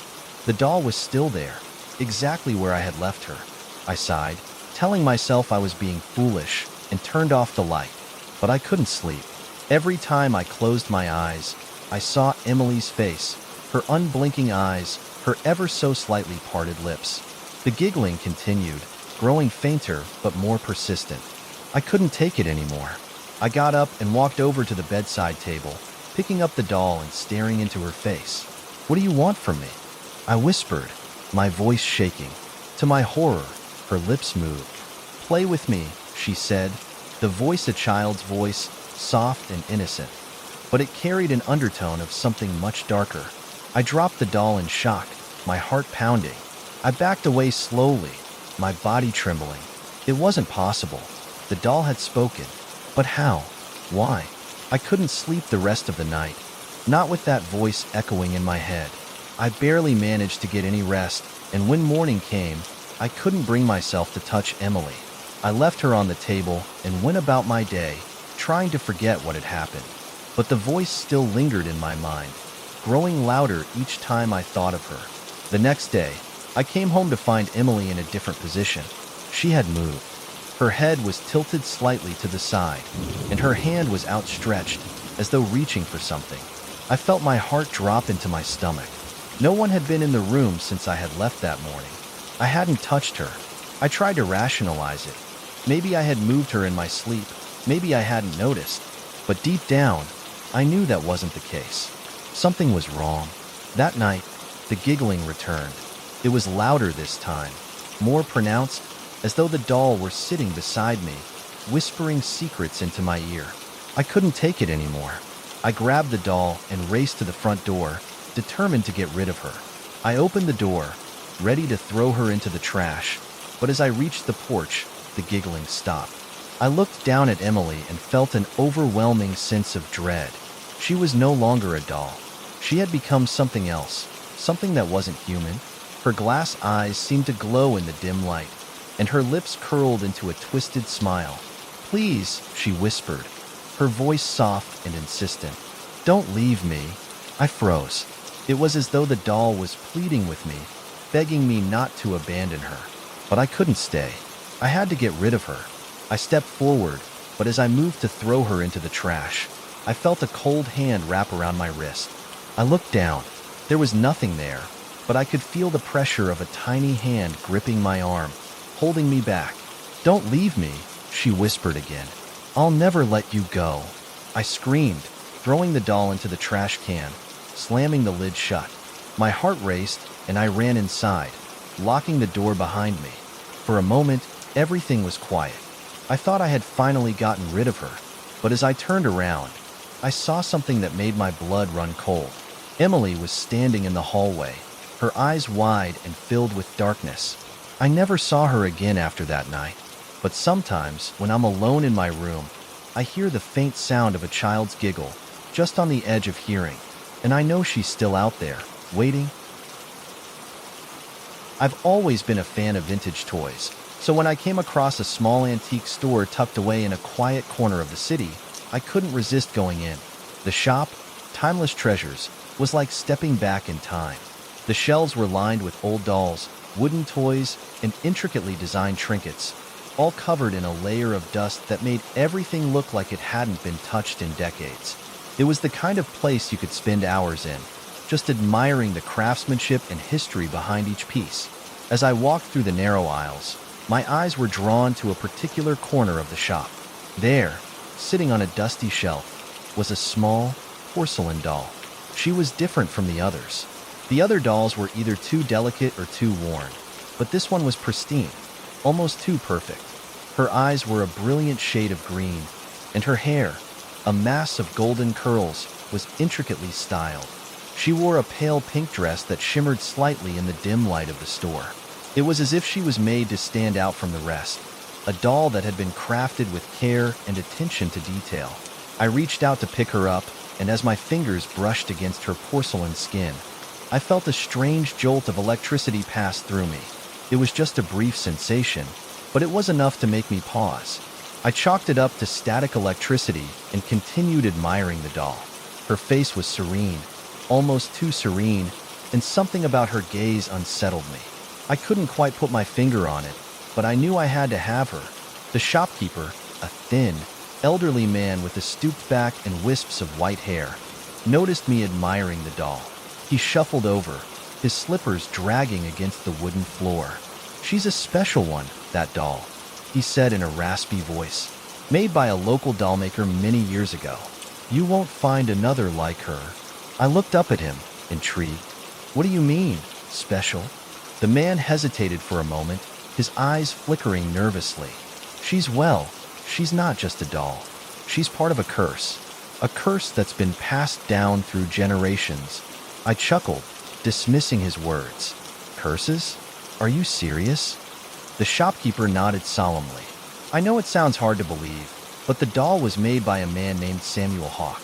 He was known for his remarkable skill in crafting dolls, but there was something dark about him. Some say he had a connection with the supernatural. There's a story that every doll he made came with a piece of his soul, and that's why they're cursed." I rolled my eyes. "That's just a story. I doubt there's any truth to it." The man stared at me for a long moment before speaking again. "Perhaps, but you'll learn the truth soon enough if you take her." I frowned, unsure how to respond, but something about the doll intrigued me. I couldn't shake the feeling that there was more to her than met the eye. "I'll take her," I said finally, feeling a mix of curiosity and unease. The man didn't argue. He wrapped the doll in a cloth and handed it to me with a final, lingering look. As I left the shop, I couldn't shake the shopkeeper's words from my mind. A cursed doll? It seemed ridiculous. But as I walked home, the doll's face kept flashing in my mind. There was something about her eyes, something that made me feel watched. When I got home, I placed the doll on my nightstand, not knowing where else to put her. As I lay in bed that night, I couldn't sleep. Every time I closed my eyes, I could feel her gaze on me, like she was staring right through me. It was unnerving. I tried to ignore it, convincing myself it was just my imagination. After all, it was just a doll. But the next few days were anything but normal. It started with small things, objects being slightly out of place, a sudden chill in the room, the sound of faint whispers when no one was around. At first, I brushed it off as coincidence, but as the days passed, the occurrences grew more frequent and more intense. One night, as I was watching TV, I felt the unmistakable sensation of someone watching me. I turned my head to find the doll sitting on the edge of my nightstand, her head turned toward me, as though she had shifted positions on her own. I blinked, convinced I was seeing things. I had never moved her, but there she was, facing me with those piercing green eyes. I stood up slowly, my heart pounding in my chest. "What the hell?" I muttered under my breath. I reached for the doll and, to my horror, felt a coldness radiating from her. I quickly put her back in her original position, hoping it was just my mind playing tricks on me. But the next night, the doll was on the floor, a few feet away from the nightstand, as though she had been thrown. I froze, staring at her, my breath catching in my throat. How had she gotten there? There was no way she could have moved on her own. I decided to do some research on the dollmaker, Samuel Hawk. What I discovered only made my skin crawl. Hawk had been a reclusive man, living in a small town just outside of the city. He was known for his exquisite dolls, but there were rumors that his work was tied to dark forces. It was said that he had made a pact with something sinister, something that would grant him the ability to create perfect, lifelike dolls, but at a terrible price. The curse that came with each doll was said to bind the soul of its owner to the doll forever, trapping them in a never-ending cycle of torment. The dolls, it seemed, were vessels for the spirits of the deceased, and those who owned them were doomed to be haunted by the souls they held. The more I read, the more the pieces began to fall into place. The strange occurrences, the doll's movements, it all made sense now. I had brought something into my home that was far more dangerous than I had realized. That night, I decided to take action. I couldn't let the doll continue to haunt me, so I carefully wrapped her in a cloth and planned to return her to the antique shop the next day. But when I tried to go to sleep, I felt a strange pressure in the air, as if the room was closing in on me. I opened my eyes to find the doll sitting at the foot of my bed, her face illuminated by the pale moonlight. Her eyes were wide open, unblinking, staring at me with an intensity that made my blood run cold. I tried to scream, but no sound came out. It was as if my voice had been stolen by her gaze. The whispers started again, faint at first but growing louder, filling my head with a chorus of voices. They were speaking in an unfamiliar language, a guttural, low sound that seemed to vibrate through the walls. The whispers became more frantic, and I could feel something cold, something dark, pressing in on me from all sides. Suddenly, the doll's mouth opened. "You can never leave," it whispered, the voice a child's voice, but twisted with something ancient and malevolent. I scrambled out of bed, but before I could move, I felt a cold hand grip my wrist. I looked down and saw that the doll's tiny hand had somehow found its way to my arm, her fingers digging into my skin with an unnatural strength. I tried to pull away, but her grip only tightened. In a blind panic, I managed to break free and ran out of the room, slamming the door behind me. But as I looked back, I saw her standing in the doorway, her eyes glowing with an eerie light. I knew then that I could never. The next day, I returned the doll to the antique shop, but when I entered, I found the store completely empty. The shelves were bare, and the once tidy rows of toys were gone, leaving nothing but dust and shadows behind. I looked around, bewildered, but the shopkeeper was nowhere to be found. The doll was gone too. I didn't know what happened to the doll or the shopkeeper, but I was sure of one thing. The curse was real, and it would never let me go. To this day, I can still hear the faint whispers when the wind blows through the cracks in the walls. And sometimes, when I'm alone, I catch a glimpse of a small porcelain face in the mirror, her bright green eyes staring at me, always watching, always waiting. It was just another boring summer day when my family decided to take a trip to the countryside. My parents thought a little change of scenery would be good for all of us, and they were right. It had been a while since we'd all gotten out of the city. We rented a small cottage on the outskirts of a sleepy little town that had been around for centuries. The place was surrounded by woods, with old, stone walls that looked as though they had witnessed countless seasons come and go. The cottage itself was old, but cozy. It had creaky floors and a fireplace that smelled of smoke even when it wasn't in use. I immediately liked the atmosphere, but there was one thing that caught my eye almost instantly: an antique shop at the end of the road. The shop had a small, rusted sign that read "Timeless Treasures." At first, I was reluctant to go in. Antique shops always gave me a weird feeling. The things inside felt too still, too frozen in time. But my curiosity got the best of me, and one afternoon, after finishing lunch, I told my parents I was going for a walk. When I stepped inside, the air was thick with the smell of old wood and dust. The shelves were lined with all sorts of items: paintings, teacups, porcelain figurines, and old clocks that ticked softly in the background. I wandered through the aisles, carefully inspecting each item, but it wasn't until I reached the back of the shop that I saw it. At the very end, on a dusty shelf behind a glass case, was a doll. She was unlike any doll I'd ever seen. Her porcelain face was cracked in places, and her painted eyes, though beautiful, were unnervingly lifelike. She wore an old-fashioned lace dress, yellowed with age, and her brown hair was tangled into messy curls. The doll looked like something straight out of a Victorian-era family home, a treasure from a time long past. But there was something about her that made my skin crawl. I stared at her for a long time, feeling drawn to her despite my unease. She had an odd presence, as if she were staring back at me, silently watching. It wasn't until I heard the shopkeeper clearing her throat behind me that I snapped out of my trance. "That doll is very special," the shopkeeper said, her voice raspy and tired. I turned around to see an older woman standing there, her gray hair pulled back into a tight bun. She had sharp features, and her eyes were dark, almost black. Her gaze was intense, and for a moment, I felt like she could see right through me. "Special how?" I asked, trying to sound casual despite the feeling in the pit of my stomach. The shopkeeper glanced at the doll, her expression faltering for a brief moment. "She's been here a long time. A long, long time. Many people have come through this shop, and many have asked about her, but no one has ever bought her." I raised an eyebrow, intrigued. "Why not?" The shopkeeper's lips pressed together in a tight line. "Some say she brings misfortune. Others believe she's cursed. I don't know about all that, but I can tell you that she's not an ordinary doll." I felt a cold shiver run down my spine. My curiosity was piqued, but the shopkeeper's words made me hesitant. I couldn't explain it, but I had an overwhelming urge to leave the shop, to get away from the doll as fast as I could. But before I could take a step back, the shopkeeper added, "If you're brave enough, you can take her. She'll be waiting for you, you know? She's been waiting for a long time." I quickly nodded, feeling uncomfortable, and turned to leave. But as I walked out of the shop, I couldn't help but glance back at the doll. Her eyes seemed to be following me, a silent, unspoken invitation.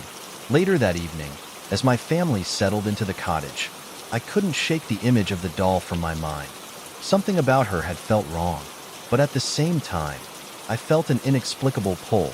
It was as if I had to go back for her, as if she was waiting for me specifically. After dinner, I excused myself from the table and told my parents I was going to take another walk. I didn't tell them where I was going, though. I didn't want to explain why I felt so drawn to that doll. When I arrived at the antique shop, it was already dark, and the store was about to close. But the door creaked open as if it had been expecting me. The shopkeeper was still there, and when she saw me, Her eyes lit up, though there was a certain sadness in her expression. "You've come back," she said softly. "She's been waiting for you." I nodded, not knowing why I was there, only knowing that I had to have that doll. The shopkeeper led me to the back of the store, where the doll still sat in the glass case. I felt my heart race as I approached her, my hands trembling slightly. The shopkeeper opened the case and handed her to me. When my fingers made contact with the doll's porcelain skin, I felt a strange sensation, like a jolt of electricity. But it wasn't painful. It was almost like a connection, as if the doll were alive and aware of my touch. I felt her weight in my hands, and despite her small size, she seemed heavy, as though she carried some unseen burden. "You can take her home," the shopkeeper said, her voice distant. "But be warned, child. She doesn't let go easily. She finds her way into your heart, your soul. And when she's in, she doesn't leave." I hesitated for a moment, but something inside me pushed me to ignore the warning. I paid the woman and left the shop, the doll cradled in my arms. That night, I placed the doll on my bedside table, just like I had done with all my other collectibles over the years. I couldn't explain it, but I felt a sense of ownership, like she was meant to be with me. But as I lay in bed, trying to fall asleep, I kept hearing strange sounds. At first, it was nothing more than a faint tapping, barely audible, but it was enough to make me sit up and listen. The tapping grew louder, and I could hear it coming from the direction of the bedside table. I turned on the light and looked at the doll. She was still there, her eyes wide open, her expression unchanged, but I could swear that the sound was coming from her. I dismissed it as my imagination, but the noises didn't stop. Over the next few days, things began to get even stranger. The doll would move when I wasn't looking. One moment, she'd be sitting perfectly still on the table, and the next, she'd be lying on her side, as if she had fallen over. I thought I was just being paranoid, but every time I left the room, something would change when I returned. Then, one night, I woke up to find the doll sitting at the edge of my bed, her tiny hands pressed against the sheets. I froze, my heart hammering in my chest. Her glassy eyes were locked onto mine, and her lips, though unmoving, seemed to form a word. "Help." The word was soft, barely a whisper, but it sent chills down my spine. I scrambled out of bed, knocking over my lamp in the process. The room was suddenly cold, the air thick with tension. I reached out to grab the doll, but before I could touch her, she moved. It was so quick, so unnatural, that I couldn't comprehend it at first.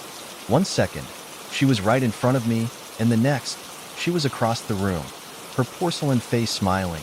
No, grinning at me. "Go away," I screamed, backing away from the doll, my body shaking with fear. But no matter how many times I tried to get rid of her, no matter how far I shoved her away, the doll always found her way back to me. Her presence was suffocating, her stare endless. It felt like she was always watching, waiting. I don't know what happened that night, but I haven't been able to escape the doll since. She follows me, even now, her eyes always on me, her silent whispers echoing in the back of my mind. She's waiting, patiently, for the moment I let my guard down, when she'll claim me entirely. I never believed in ghosts or curses, at least not until that night. It was a typical Saturday afternoon when my parents decided to do some spring cleaning, a task that never really excited me. I had always been more into books and video games than chores, but on this particular day, my mom insisted that I help clean out the attic. It wasn't the first time I had been up there, but something about this day felt different. The attic was dusty and filled with old boxes of things my parents had accumulated over the years. Old clothes, forgotten Christmas decorations, and miscellaneous trinkets. I was mostly sorting through boxes of old toys, the ones they said I had played with as a kid, when I came across an old wooden chest. It was smaller than the others, tucked away in a corner under a pile of blankets. The chest had intricate carvings on its sides, and something about it made me pause. There was a strange feeling around it, like it was drawing me in. I opened the chest carefully, the old wood creaking as I lifted the lid. Inside was a doll, a porcelain doll with pale skin, blonde hair, and a frilly white dress. It looked like something from a Victorian era, an era I'd only seen in old movies. But what struck me the most were the doll's eyes, two deep, glassy black eyes that seemed to stare right through me. It was unsettling, and for a moment, I hesitated to touch it. "Is everything okay up there?" My mom called from downstairs, snapping me out of my trance. I forced a smile and replied, "Yeah, just found an old doll." I dusted it off, though it didn't seem like it needed cleaning. The porcelain was flawless, and there wasn't a single chip or crack in it. It looked almost too perfect. The doll had an eerie smile painted on its face, a smile that seemed to grow wider the longer I looked at it.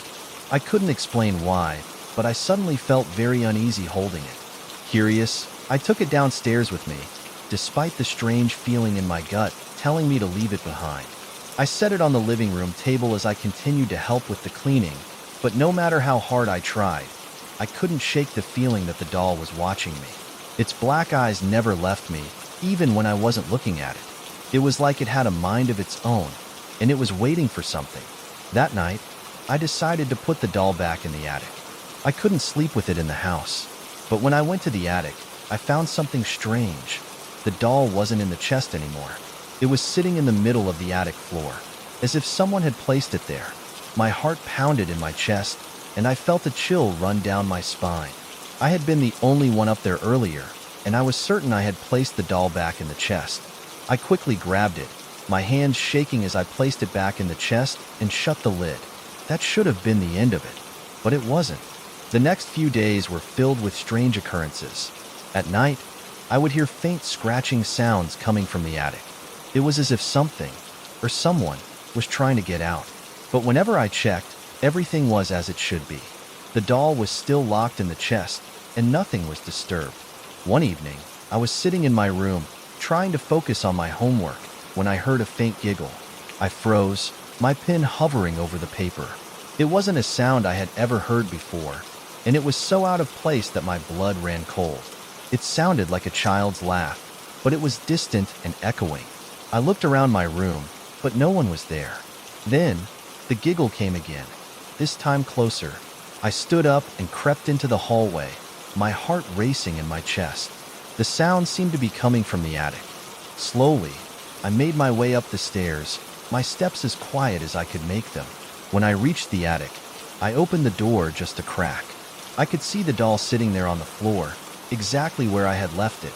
I stepped inside and approached the doll, my hands trembling. I reached out to touch it, but as my fingers brushed against its cold porcelain surface, I felt an overwhelming sense of dread. The doll's black eyes seemed to follow me as I picked it up, and I quickly shoved it back into the chest, locking the lid tightly. That night, as I lay in bed, the sounds grew louder. The scratching, the giggling, it all seemed to be coming from the attic. I could hear footsteps now, heavy and dragging. Someone, or something, was moving up there.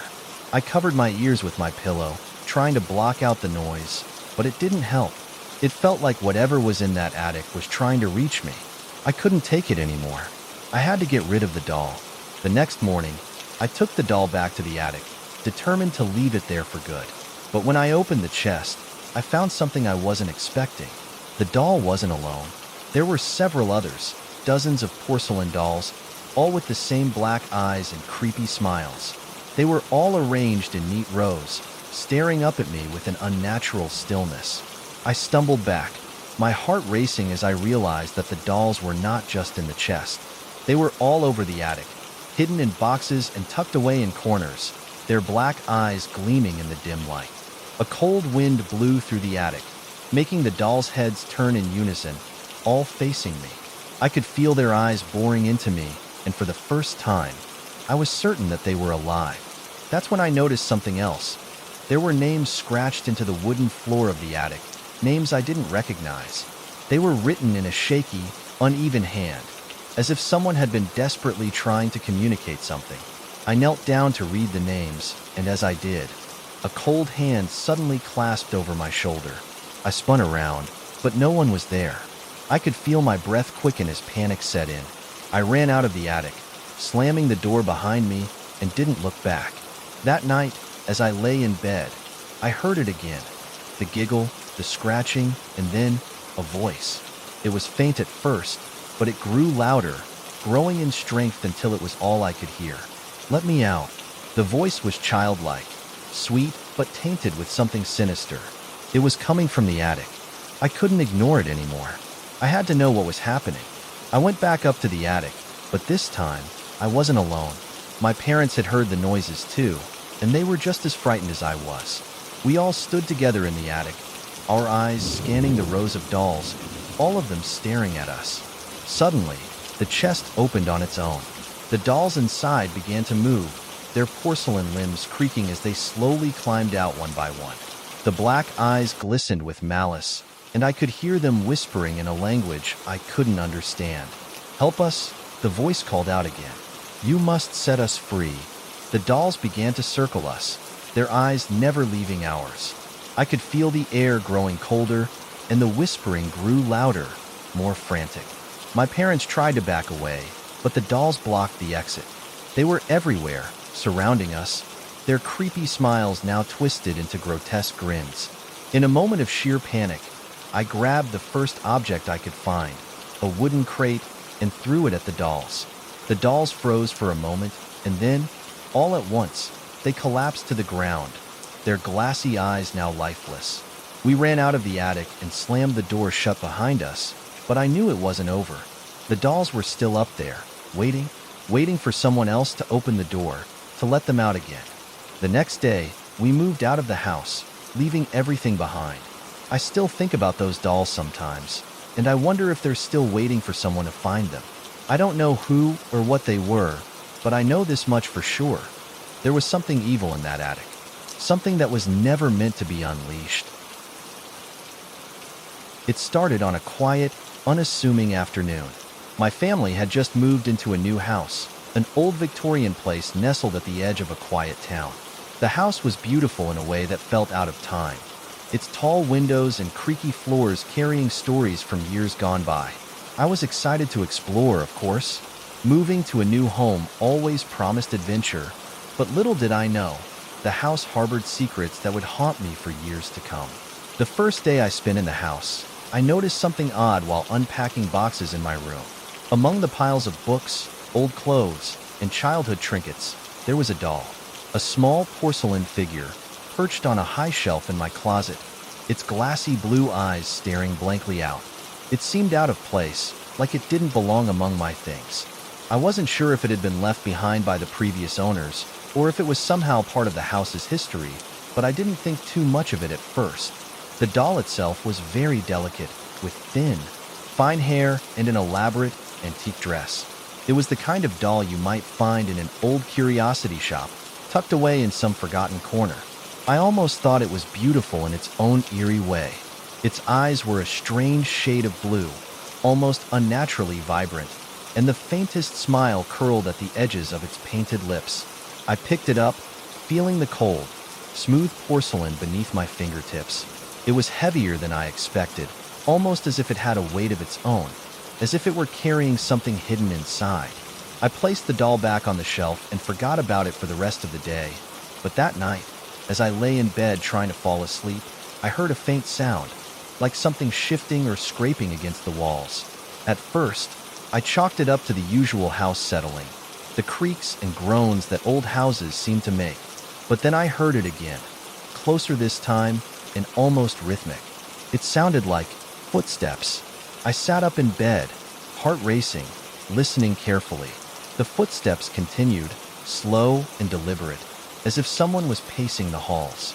I told myself it was just my imagination, the result of moving into a new place and the strange sounds of the house settling. But then, in the stillness of the night, I heard something that made my blood run cold. A soft, low giggle.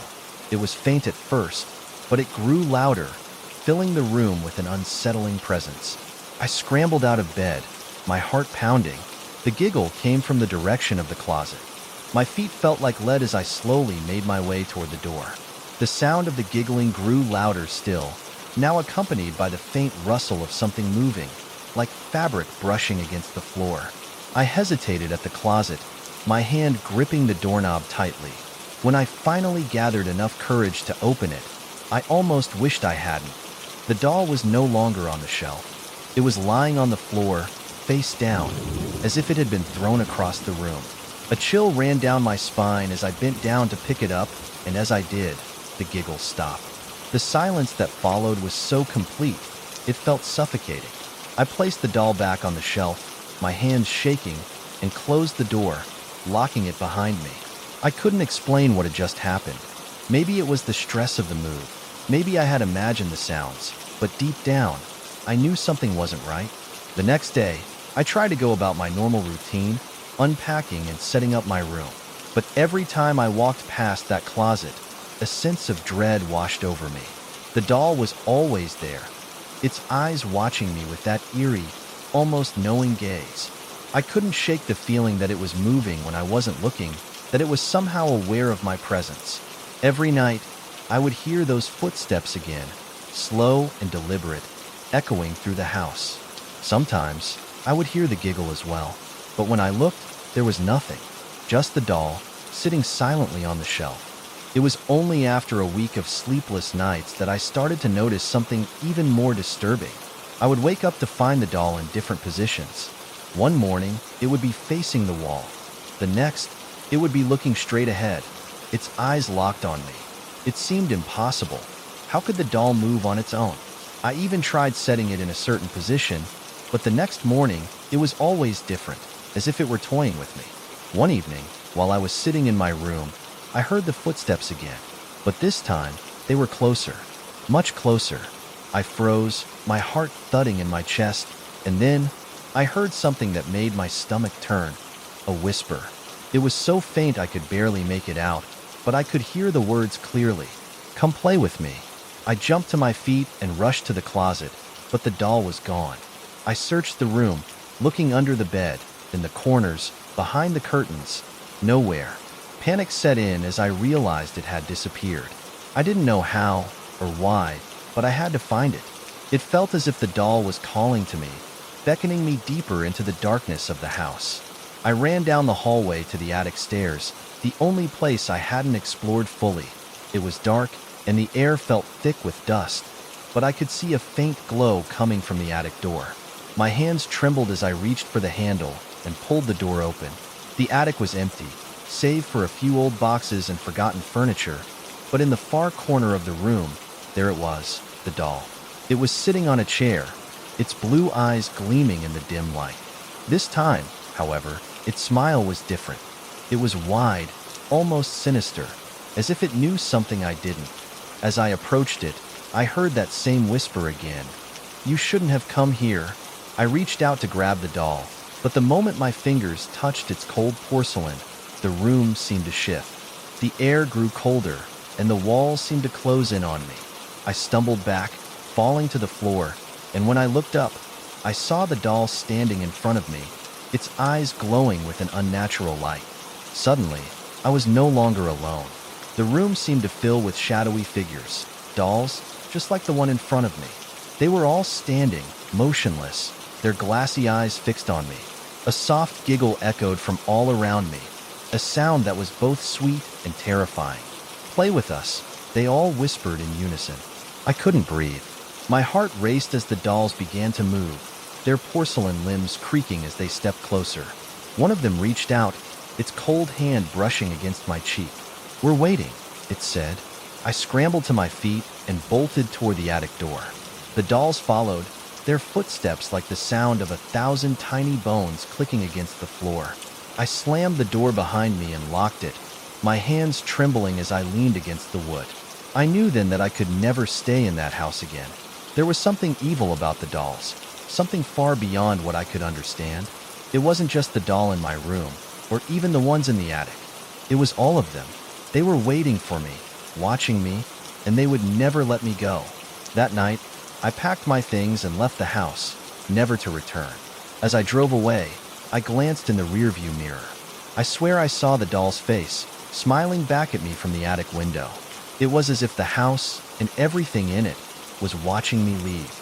To this day, I still wonder what would have happened if I had stayed, what the dolls wanted, or why they chose me.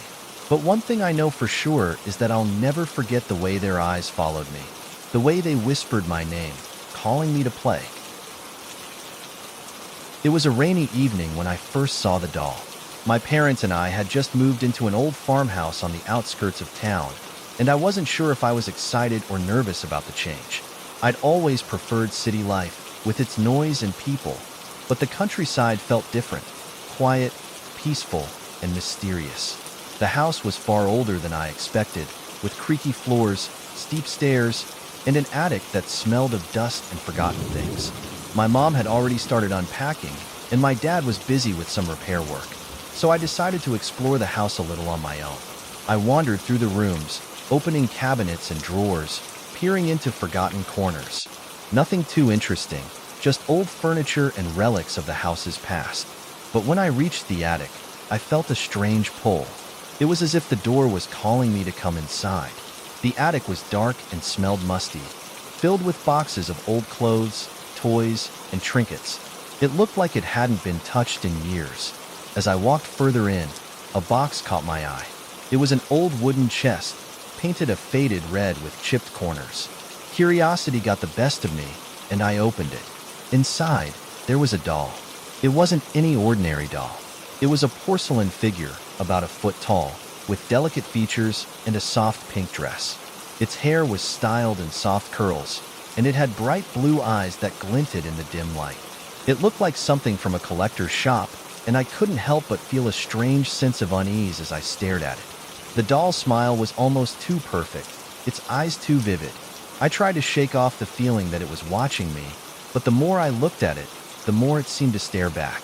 I picked up the doll, noticing how heavy it was in my hands, as if there was something more inside it than just porcelain. The moment I touched it, a cold shiver ran down my spine. There was an odd sensation, like the doll was alive, like it had a presence all its own. I set it back down quickly, telling myself that it was just my imagination running wild. After all, it was just a doll, right? That night, as I lay in bed, I couldn't shake the feeling that something wasn't right. The house was unusually quiet, and the rain tapping against the window only seemed to make the silence more oppressive. I kept hearing faint creaking noises coming from above, as if someone was walking around in the attic. My heart pounded in my chest, and I tried to convince myself that it was just the wind or the house settling. But then, I heard something else, a soft, almost inaudible giggle. I sat up in bed, my mind racing. Was it just my imagination? Or was something else in the house with me? I waited in the dark, my eyes wide open, listening intently. The giggle came again, this time louder, and I knew it wasn't just my mind playing tricks. I felt a chill sweep over me as I realized that the sound was coming from the attic. I couldn't ignore it any longer. Slowly, I crept out of bed and tiptoed down the hallway toward the attic stairs. I reached the door to the attic and hesitated, my heart pounding in my ears. The door was ajar, just a crack, and through the opening, I could see the faint outline of the doll on the wooden chest. Something wasn't right. I opened the door fully and stepped inside. The attic was cold, colder than it had been earlier in the day, and the air felt heavy. The doll was sitting on the chest, exactly where I had left it, except it wasn't. The doll's head was turned slightly to the side, its eyes fixed on me. It was as if it had moved on its own. My breath caught in my throat as I stared at it, my hands shaking. I had to get out of there. I backed away, but just as I turned to leave, the sound of something dragging across the floor made me freeze. I looked around, but the room was still, save for the doll. I was sure I had heard something. Then, in the corner of my eye, I saw it, a shadow, moving in the corner of the room. My heart skipped a beat. There was no one else in the house, or so I thought. Without another thought, I slammed the door behind me and ran back to my room, locking the door behind me. I lay in bed, wide awake, my mind racing. I couldn't stop thinking about the doll. I had to know more about it. I had to find out why it was in the attic and why it made me feel so uneasy. The next day, I asked my mom about the doll. She didn't seem surprised at all when I mentioned it. In fact, she said she had seen it before, many years ago. The doll had belonged to my great-grandmother, a woman I had never met. She had been quite an eccentric, my mom explained, and she had a habit of collecting strange, antique things. The doll was one of her most prized possessions, and when she passed away, it had been stored away in the attic, forgotten for years. My mom had always found the doll a little creepy, but she never thought much of it. I didn't tell my mom about the giggle or the strange feeling I had when I touched the doll. I didn't want to seem paranoid or childish, but the more I thought about it, the more I realized that there was something off about the doll, something that went beyond its appearance, something that felt alive. That night, I went back to the attic. I was determined to confront whatever was happening, even if it meant facing my fear head-on. I brought a flashlight with me this time, the beam cutting through the darkness of the attic. The doll was sitting there, just as it had been before, but now, its expression seemed different. The smile was wider, almost like it was mocking me. I shivered, but I forced myself to step closer. The moment my fingers touched the doll again, I felt a jolt of cold electricity shoot through me, like a surge of energy that made my skin crawl. The giggle came again, but this time it was louder, closer, as if it was right beside me. I whipped around, but there was nothing there. The attic was empty. The sound of the giggle echoed, reverberating around the room, until it felt like the walls themselves were laughing. I couldn't breathe. My heart hammered in my chest as I realized that I was not alone. Suddenly, the attic door slammed shut behind me. I spun around in panic, but the door was locked, and I couldn't open it. The giggling was deafening now, and the doll's eyes were glowing in the dark, bright and unnaturally blue. They seemed to follow me wherever I went, as if the doll was moving without moving. My mind raced as I tried to make sense of what was happening, but all I could think was that the doll wasn't just a doll. It was something else, something trapped inside that porcelain shell. I began to hear whispers, faint and indistinct, but they were growing louder, almost desperate. The voices seemed to be coming from the doll, but they weren't human. They were cold, distant, and ancient. They spoke in a language I didn't understand, a language that felt as though it had been buried for centuries. The giggling turned into a shrill, high-pitched laugh, and I couldn't take it anymore. I ran toward the window and threw open the sash. I didn't care how I was going to get down. I just needed to get out of that house. The voices were growing louder, and I could hear the scraping sound of porcelain against wood as if the doll was dragging itself toward me. I jumped out of the window and landed in the yard below, bruised but not hurt.